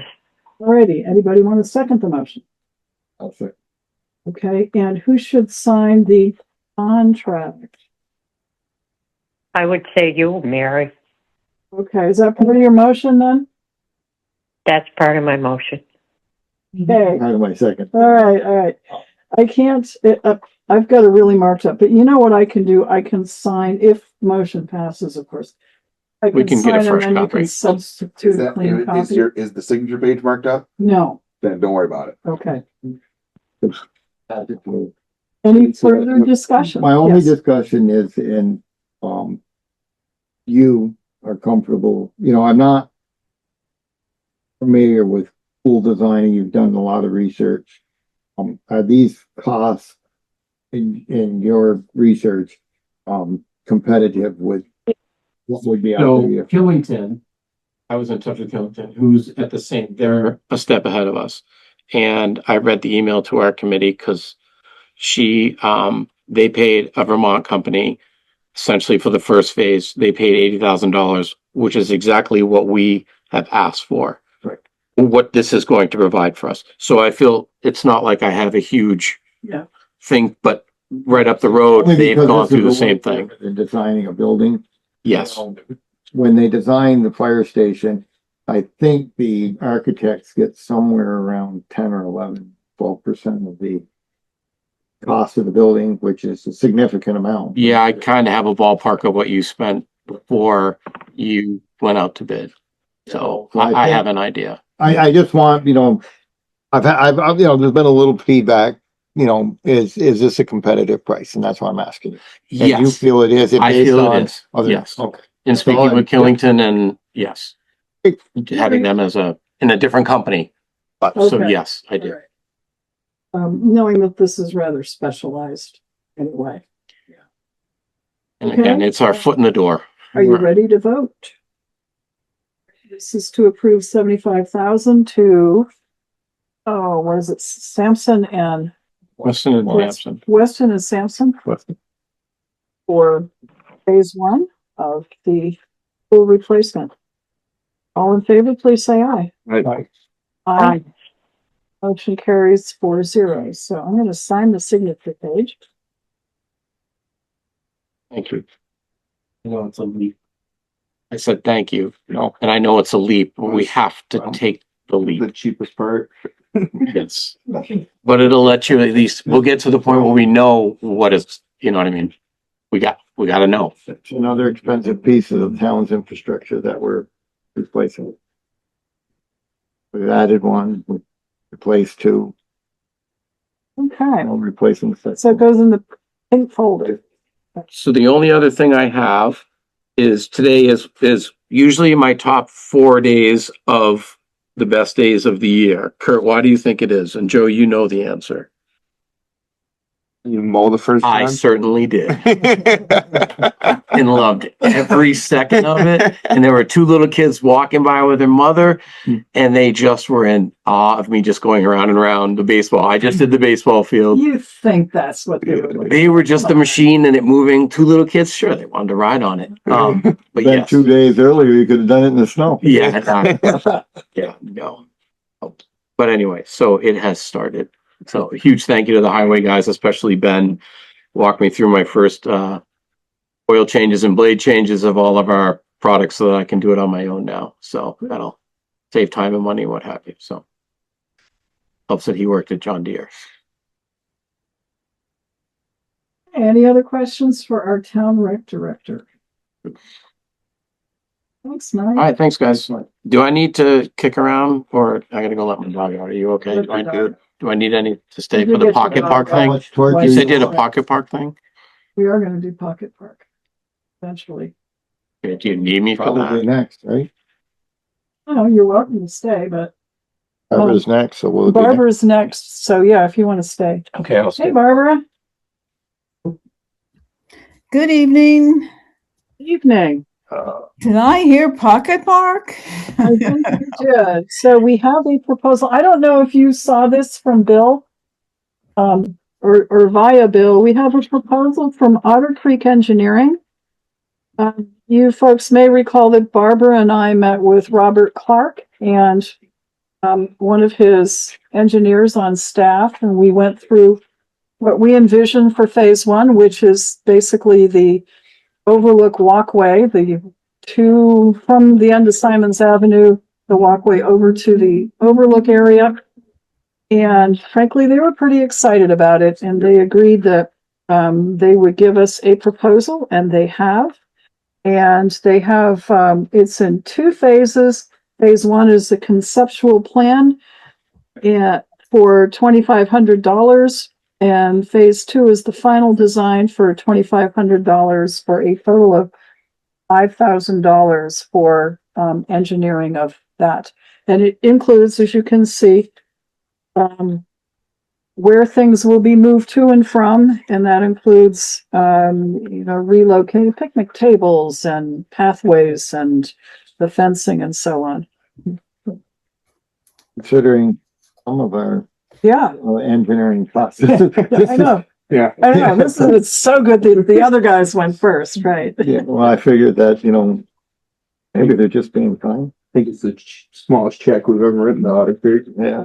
And they like the idea of doing something different. So I think Well, they were a big part of this a long time ago. Mark did a lot of the survey, which Mark said, I'll do the survey. Robert did the survey. But So yeah, Robert's been on this for a while, but he's looking forward to doing this. so that's something you need a motion on to yes, approve this? please, to So- approve. Motion's been made and seconded. So any discussions or any other questions about it? What it doesn't include, which I will ask for eventually, is some oversight of when the work is actually being done. We want them to come in and kind of make sure it's, being done as it should. Who's paying for it? Hmm? Who's paying for it? Yeah, that's the question. Gotcha. Okay. $5,000, and which pot of money have we discussed that it should come from? Did we discuss it should come from? Capital Improvement Fund? I think capital improvement. Yeah, We could take it from there. yeah, That we could do as professional services in the general budget. we do. And that's usually engineering, or is it legal? Legal's a separate one. Legal separate. Legal is that professional was thing we used for like Teresa. Oh, right. Okay. So this would be probably an appropriate use of that line. Okay. And I'll modify my motion to that Mary is authorized to sign on behalf of the board. Well, and it will be my pleasure. I saw that there's only one signature page, and we've determined where the money's coming from. So $5,000 from the professional services line in the general budget with the chair to sign on behalf of the board. Any further discussion? If not, all in favor, please say aye. All right. Aye. Motion carries 4-0. Thank you all. Bill, and can I get a copy of that? Robert thinks he can do this within 6 weeks. So, Okay. Bill, can I get a copy of the proposal? Yeah. Okay, thank you. okay, going in the pink folder. Thank you.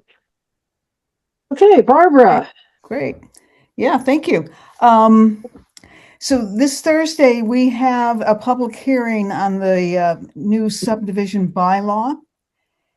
And that is a repeal and replace of the subdivision ordinance that we have now.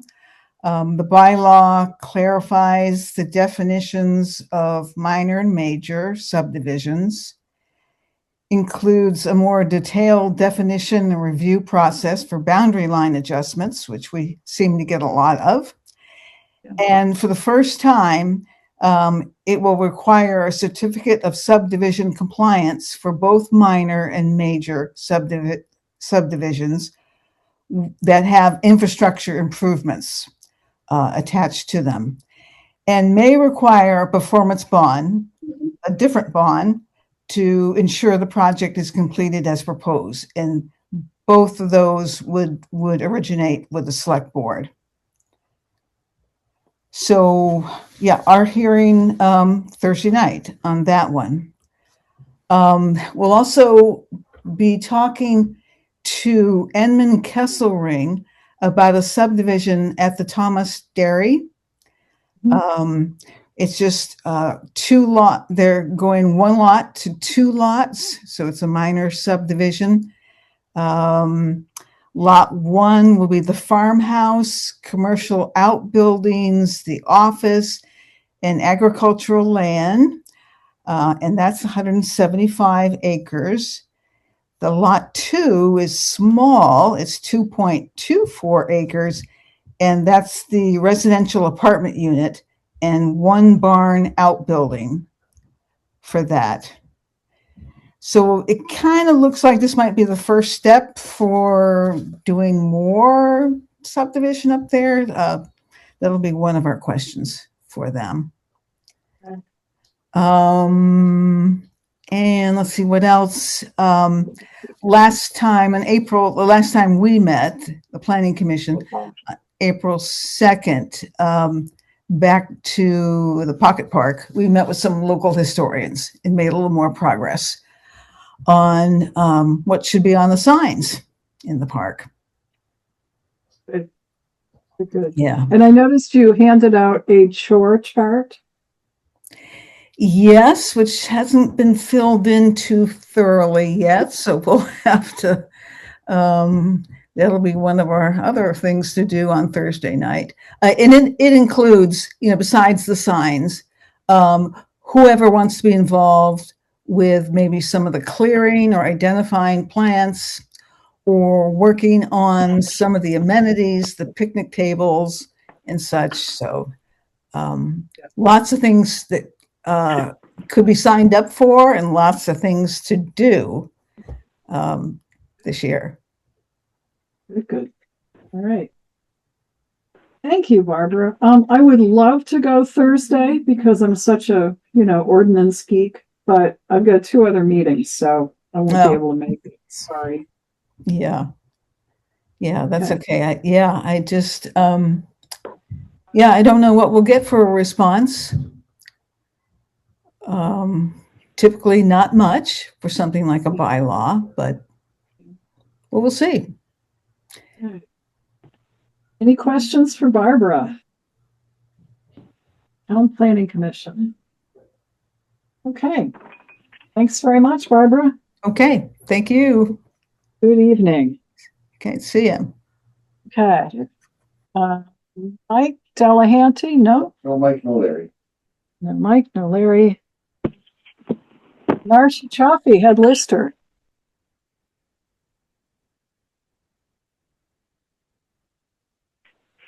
I don't know if she's gonna be participating. I know she's gonna be listening, so I'm Okay. gonna come up. Line to her, so I think she's muted. Yeah. Okay. So first thing first, Yes. how are you? I'm good. Doing well. Good.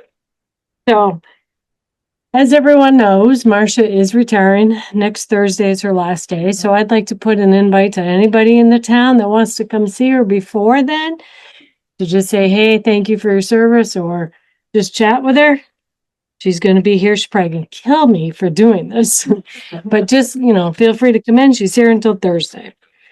So, with that being said, after her last day, Kathy and I will be sitting down because we have to do another reorganizational meeting. It'll be warned, and anybody's welcome to attend. We never have anybody show up, but and that will be where we kind of set new hours for the lister's office, because there will be a change, so that people should know that there's going to be some hours. There's no longer going to be a full-time person in the office. So Marcia's hours have been Monday through Thursday until like 3:30, and then until noon on Friday. More likely than not, the office will not be open on Thursdays or Fridays. But it can be done by appointment, but I'll talk with Kathy to solidify her hours. I know what mine intend to be. And we're generally, but that being said, townspeople need to remember the lister cards are available online. Tax maps are available online. A lot of the deeds are available online. So a lot of it is already available. So most of the time that we need to interact with people, it's for change of address, get a tax bill sent somewhere else and things like that.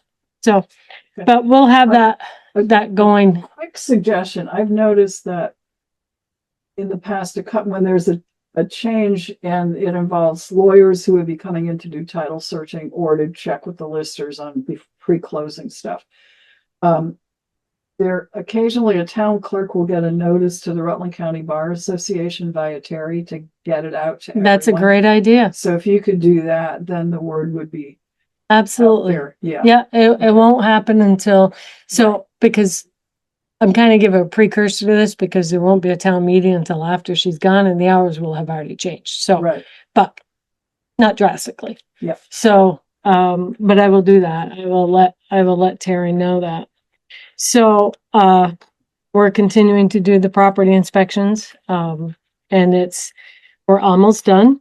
So that is a good thing. We're caught up to all the PTTRs and transfers that have processed up until April. Well, actually, it's April 1st. If somebody transferred their property on April 1st, we include that.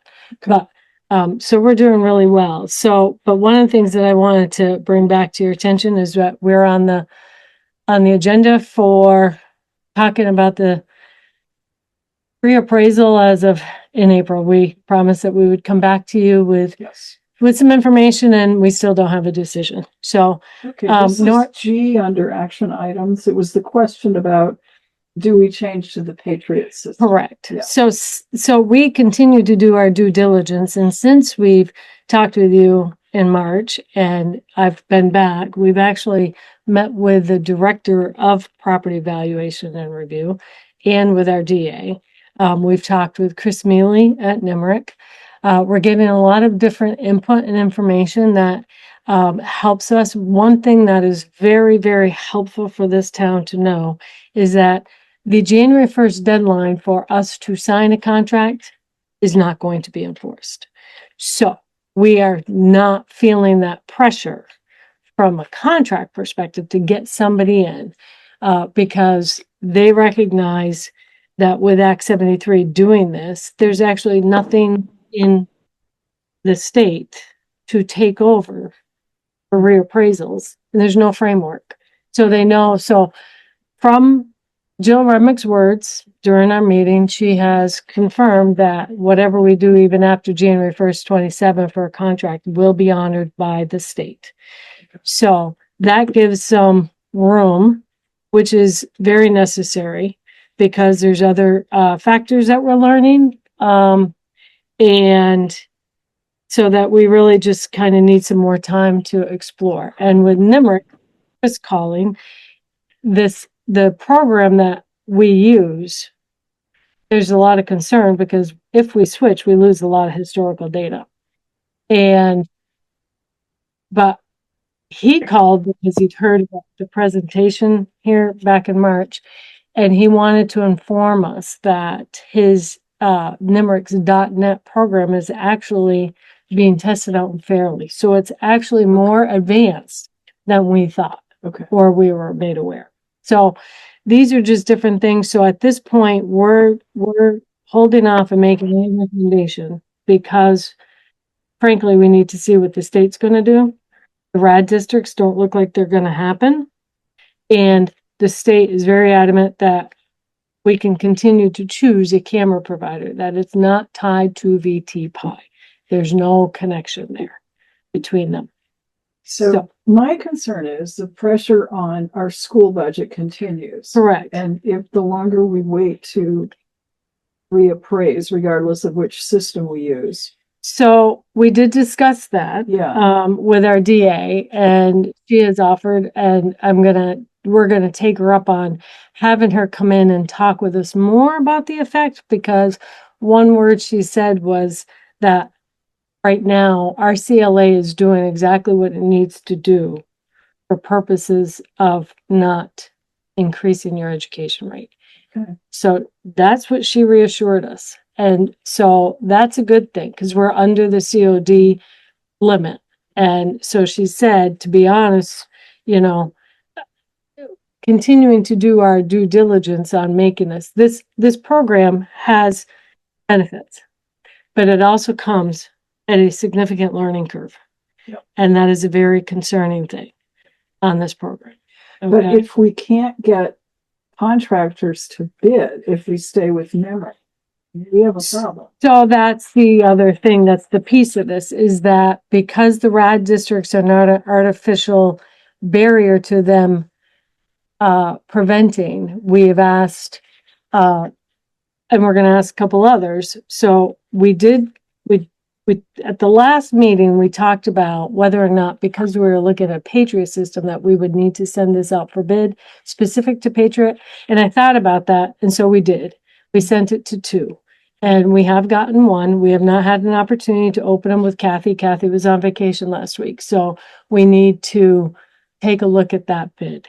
That bid came in with potential to do a NIMRIC appraisal or a conversion.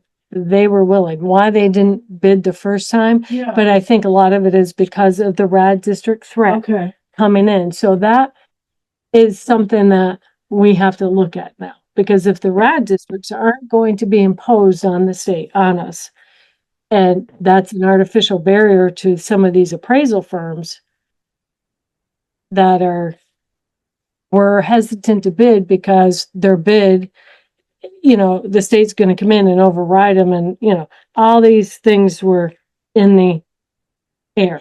We know that our bid and our reappraisal, if we get a contract even in 28, they'll honor it.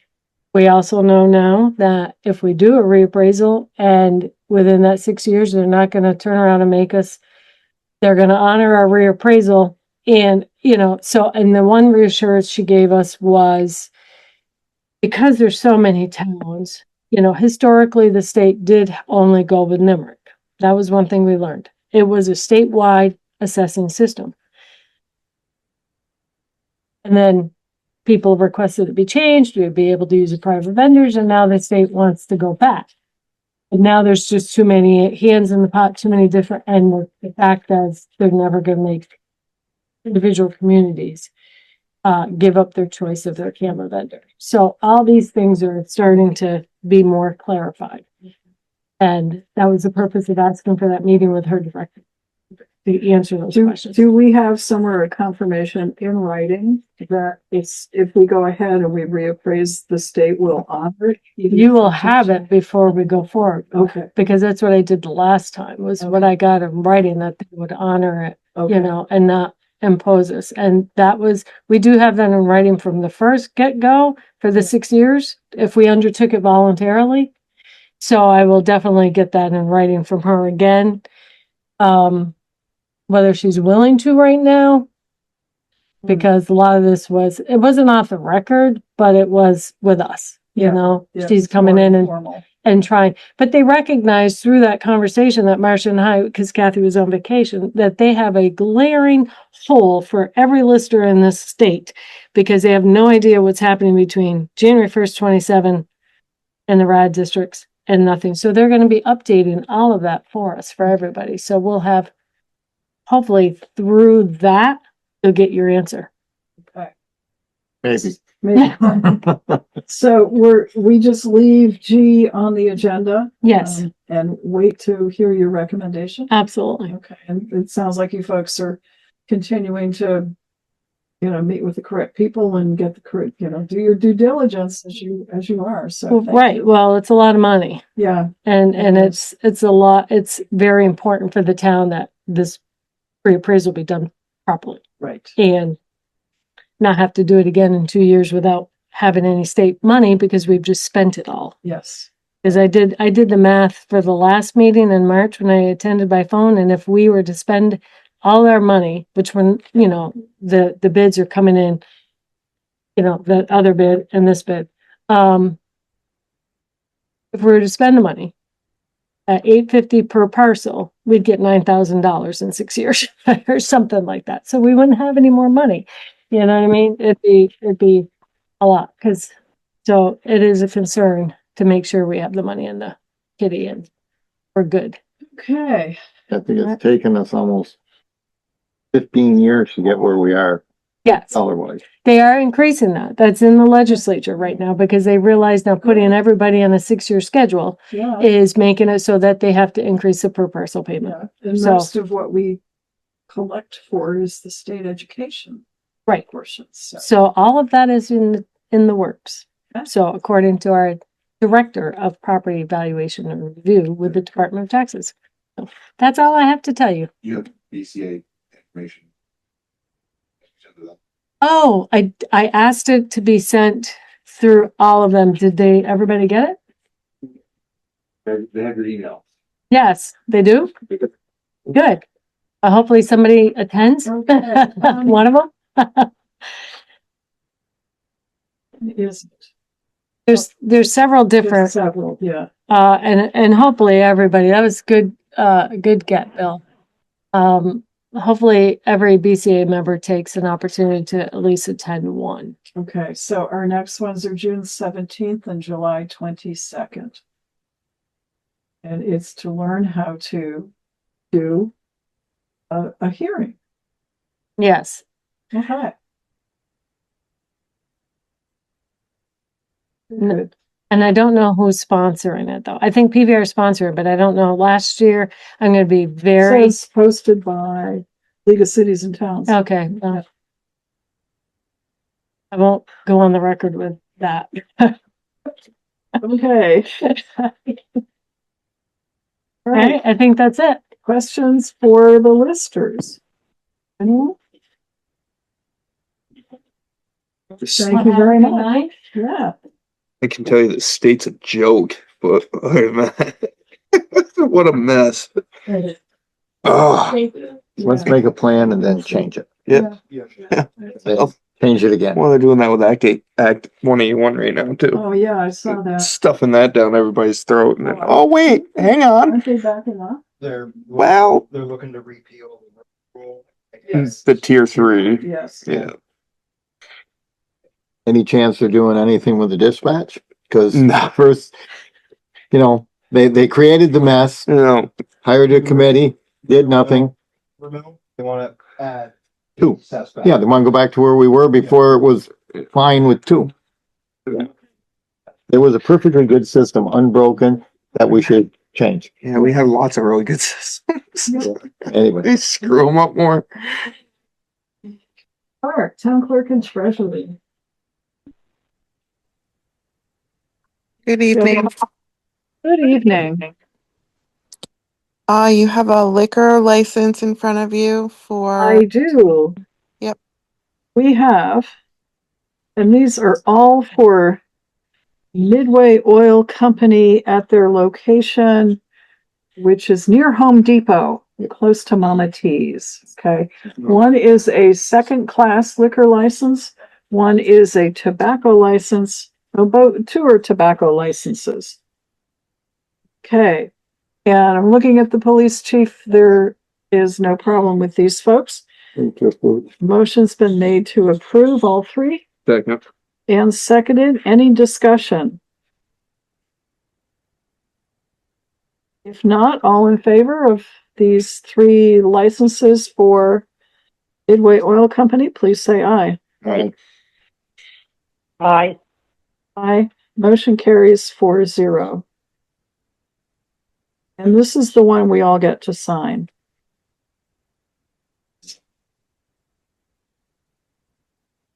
and then the only other thing I had was to remind people of the 3rd tax payment coming up, due May 10th. Oh, yes.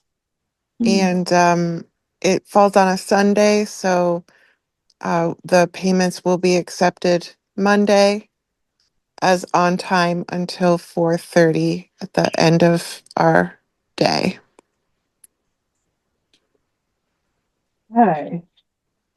Any And questions? that's it. All right. Any questions for our town clerk or treasurer? If not, thank you, Kari. Oh, Thank you. wait. I think we need you on for just a minute. This is the credit card. oh yeah. Oh, yes. Yeah. So in your packet is D, which is credit card policy and limits. And I think you're requesting an increase in the limits. Is that it? Yes, we had to contact the bank. we were getting a lot of requests. We have been consistently to use the credit card, due to using vendors that aren't, they don't invoice and do all that other stuff that we typically do. So they have to use the credit card and our balances could not handle that. So we need to increase it so that we can handle the amount of things that we have to do for each department. Okay, what we have in front of us is credit card policy, and it's optimistically labeled adopted 4/21/26. There's no limit set in this, so how do we know that we're voting to increase the limit? That policy is exactly the same policy as you were signing, I believe, a couple of years ago in 2022. The limit does not exist in the last one, and we didn't put it in this one. Bill actually took care of the limit increase, so you should ask him some questions about that. Righty then. We should have a record somewhere, at least in our minutes, and maybe noted on this of what our limit is. So the policy as it's written is the board sets the limit. Yeah, okay. We only have, we have one true credit card from M&T. Yeah. And right now the total limit is 8,000. We buy stamps and things like that, and we buy pre-stamped envelopes, and when we do those things, we end up, and we're talking about the increases because some of the charges and the meeting schedule and the billing cycles line up very poorly. And we've run into several instances where for 2 or 3 months, we're actually kind of held up by the cycle of the meeting trying to get the cards cleared out. So M&T is willing to increase our limit. We asked to go to 16,000. They said, no problem, just didn't have a board vote to allow them to do that. Okay. Why do we need a new credit card policy if it's the same as the last? This is what it was. Okay. So this is the policy. There's no changes, like I said, on the indexing, no change to it, it's a specific format. It just looks different, but it's the same Okay. detail. There's no change to language. So as we were talking about this, as I understood it, there's one credit card, one limit for all of the departments. So if police buys something and fire buys something and rec buys something, they blow past that 8,000 limit pretty quickly. Yeah. Or if the billing cycle doesn't match the payment. Right. That it's. Yeah. Okay. I'm okay with that. Is there a motion then? We've on had this? no problems. No problems, Kari, with policing the department heads and making sure everything is okay? Not at all.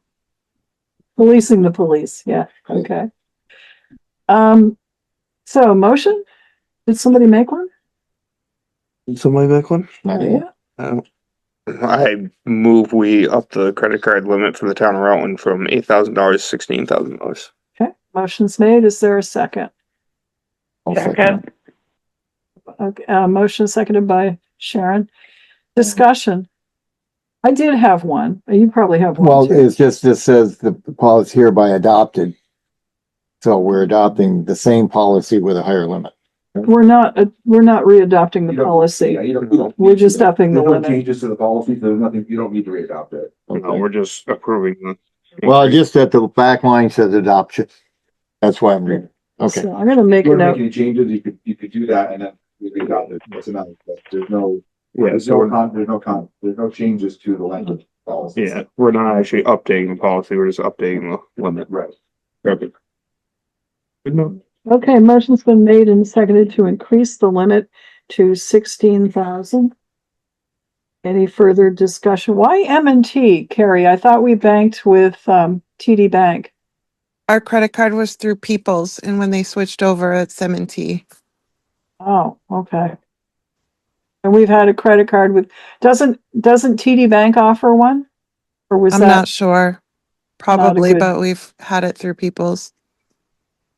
Okay, that's okay. I'm not gonna rock the boat. So all in favor of increasing the credit limit or yeah, whatever, to 16,000, please say aye. Aye. Aye. Aye. Motion carries 4-0.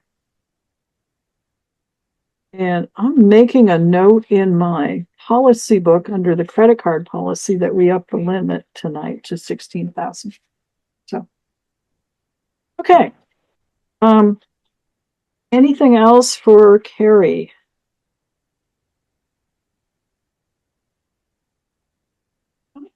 Okay. Thank you very much, Kari. Thank you. Have a good night. You too. Joe Denardo, Public Safety Building Clerk. Nothing major. Bill did request that we try to get an estimate from Naylor and Breen on the repairs on the public safety building, or did they want us to send down appraiser from the league?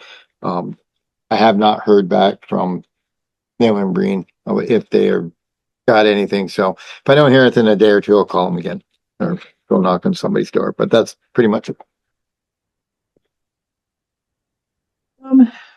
Do we have a 1-year deadline somewhere? 1 year in which? That's coming up. Okay. I think it's from the time that we occupied the building sometime in February. That was that first year. Yeah. But then there's the long building. I don't know exactly if it's, that's going to survive for like 10 years or whatever that thing was in the contract. I don't know how that actually applies to anything, but, I don't think there's any glitches that I know of. I mean, most of it now I think is ours. We've been through a summer, we've been through half a winter and a half, so. Yeah. During the winter, the heat's adequate, building's comfortable. Yeah, the AC seems to work in the summer. Okay.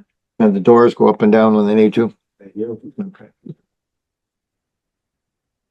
So good stuff. Servicing Wednesday night. Yeah. Very good. You guys are getting along in the same house. Still pick that. Pretty good. Yeah, I plugged in the wrong spot, that's all. Okay. JP is not on. Bill Sweet, Town Administrator.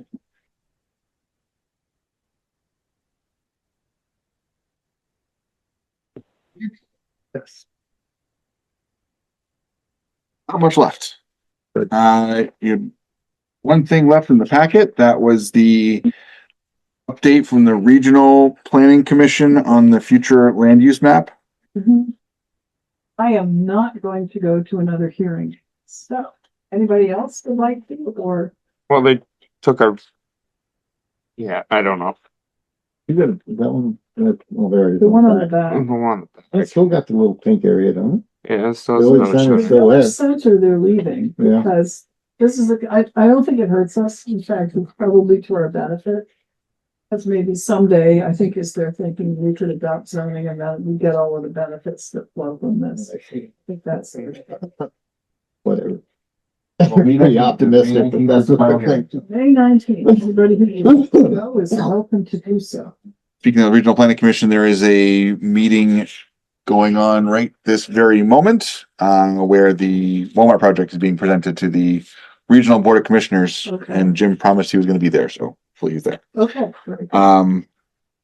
And then we had on here the contract with the city for the repeater. That's on hold. The contract they gave to us was drafted by their outside counsel because they don't have a city attorney right now, and some of the language and terms used is not going to be compatible with the way we do things. So Kevin is working on some language. He was hoping to have it to us before tonight, but it didn't happen. So we're being asked in the proposed contract to cover a certain kind of liability insurance that we don't have. We have something different through. So Kevin's email, it sounds like this is the normal. yes. That's all. So Glitch with a. I expect that we will have that for the next meeting, so stay tuned. We talked about inviting Dave Sharnock. He would be here. He said, like end of May, early June, he'll plan to come. So he does want to come. That's when he's going to plan to be here. Okay. for most people with a town email address. You may have seen a new email from Know Before for training. I got rid of some old ones and added one new one that is very important and really there's been we haven't had any issues, but maybe that's why. But a lot of it's on AI and what it can do and how it can be a problem for us. So it would be good to take training that I'm like 500 days out of. well, I some of the old ones I got rid of, so you won't get that anymore. But this one started I think yesterday. So a little bit of time, but good to know. I get more of those emails than real emails. Yeah, you might. If you take the training, the emails will stop. Yeah. I open or don't. Yeah, I am.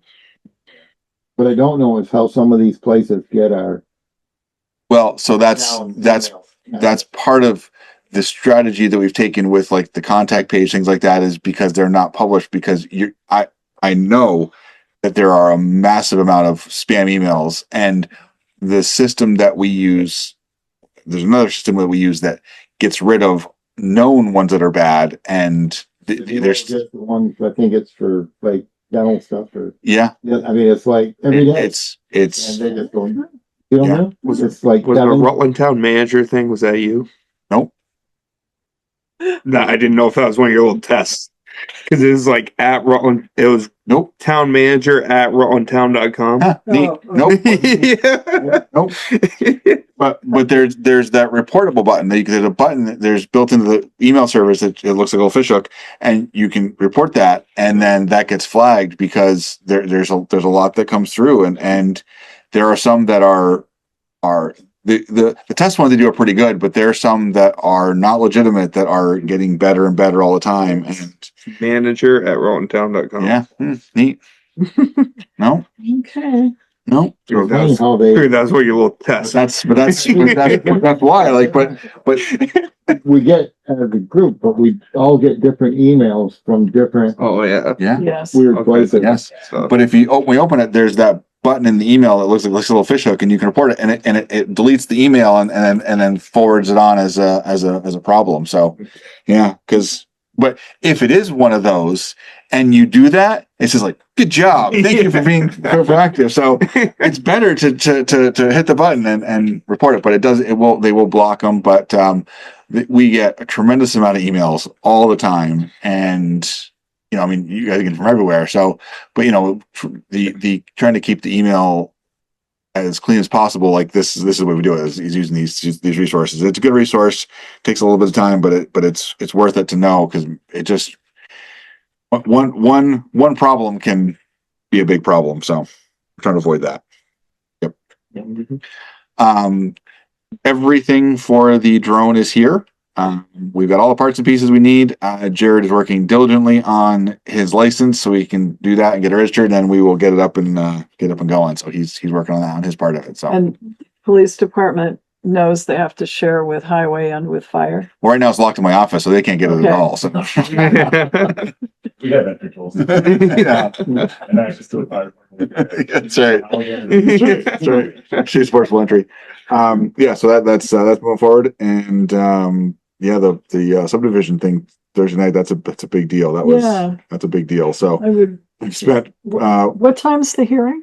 It'll be first thing. It'll be 6:30. Okay. They do public hearings right at the beginning. So Well, okay. I'm not sure I can we have squeeze no it. idea. We've advertised it all over the place. West Rutland is doing the same thing.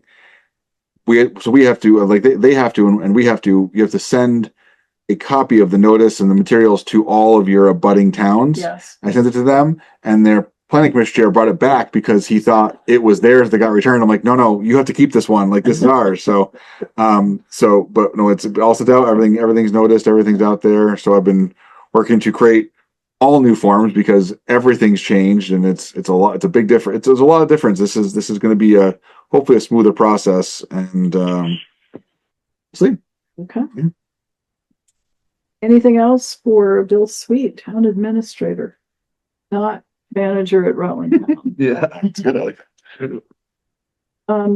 Hey, thank you, Bill. Mhm. Now we need an executive session and we need it with, Um, how many folks here do we need? probably Bill and Dave, Sharon and you and me and Okay, the beer. okay, very good. So is there a motion? I move to go in an executive session for discussion of possible litigation. Okay, Second. motion's made and seconded. All in favor, please say aye. Aye. Aye. Hi. Executive session then. Very good, thank you. Okay. You're out. Okay. All right, so we're back on the record at 25 minutes after 8. Is there a motion? Sure. Moved to adjourn already? Wow. Yeah. And Joe is second. Because Joe wasn't going to. All in favor of adjournment, say aye. Aye. Aye. Motion Aye. carried.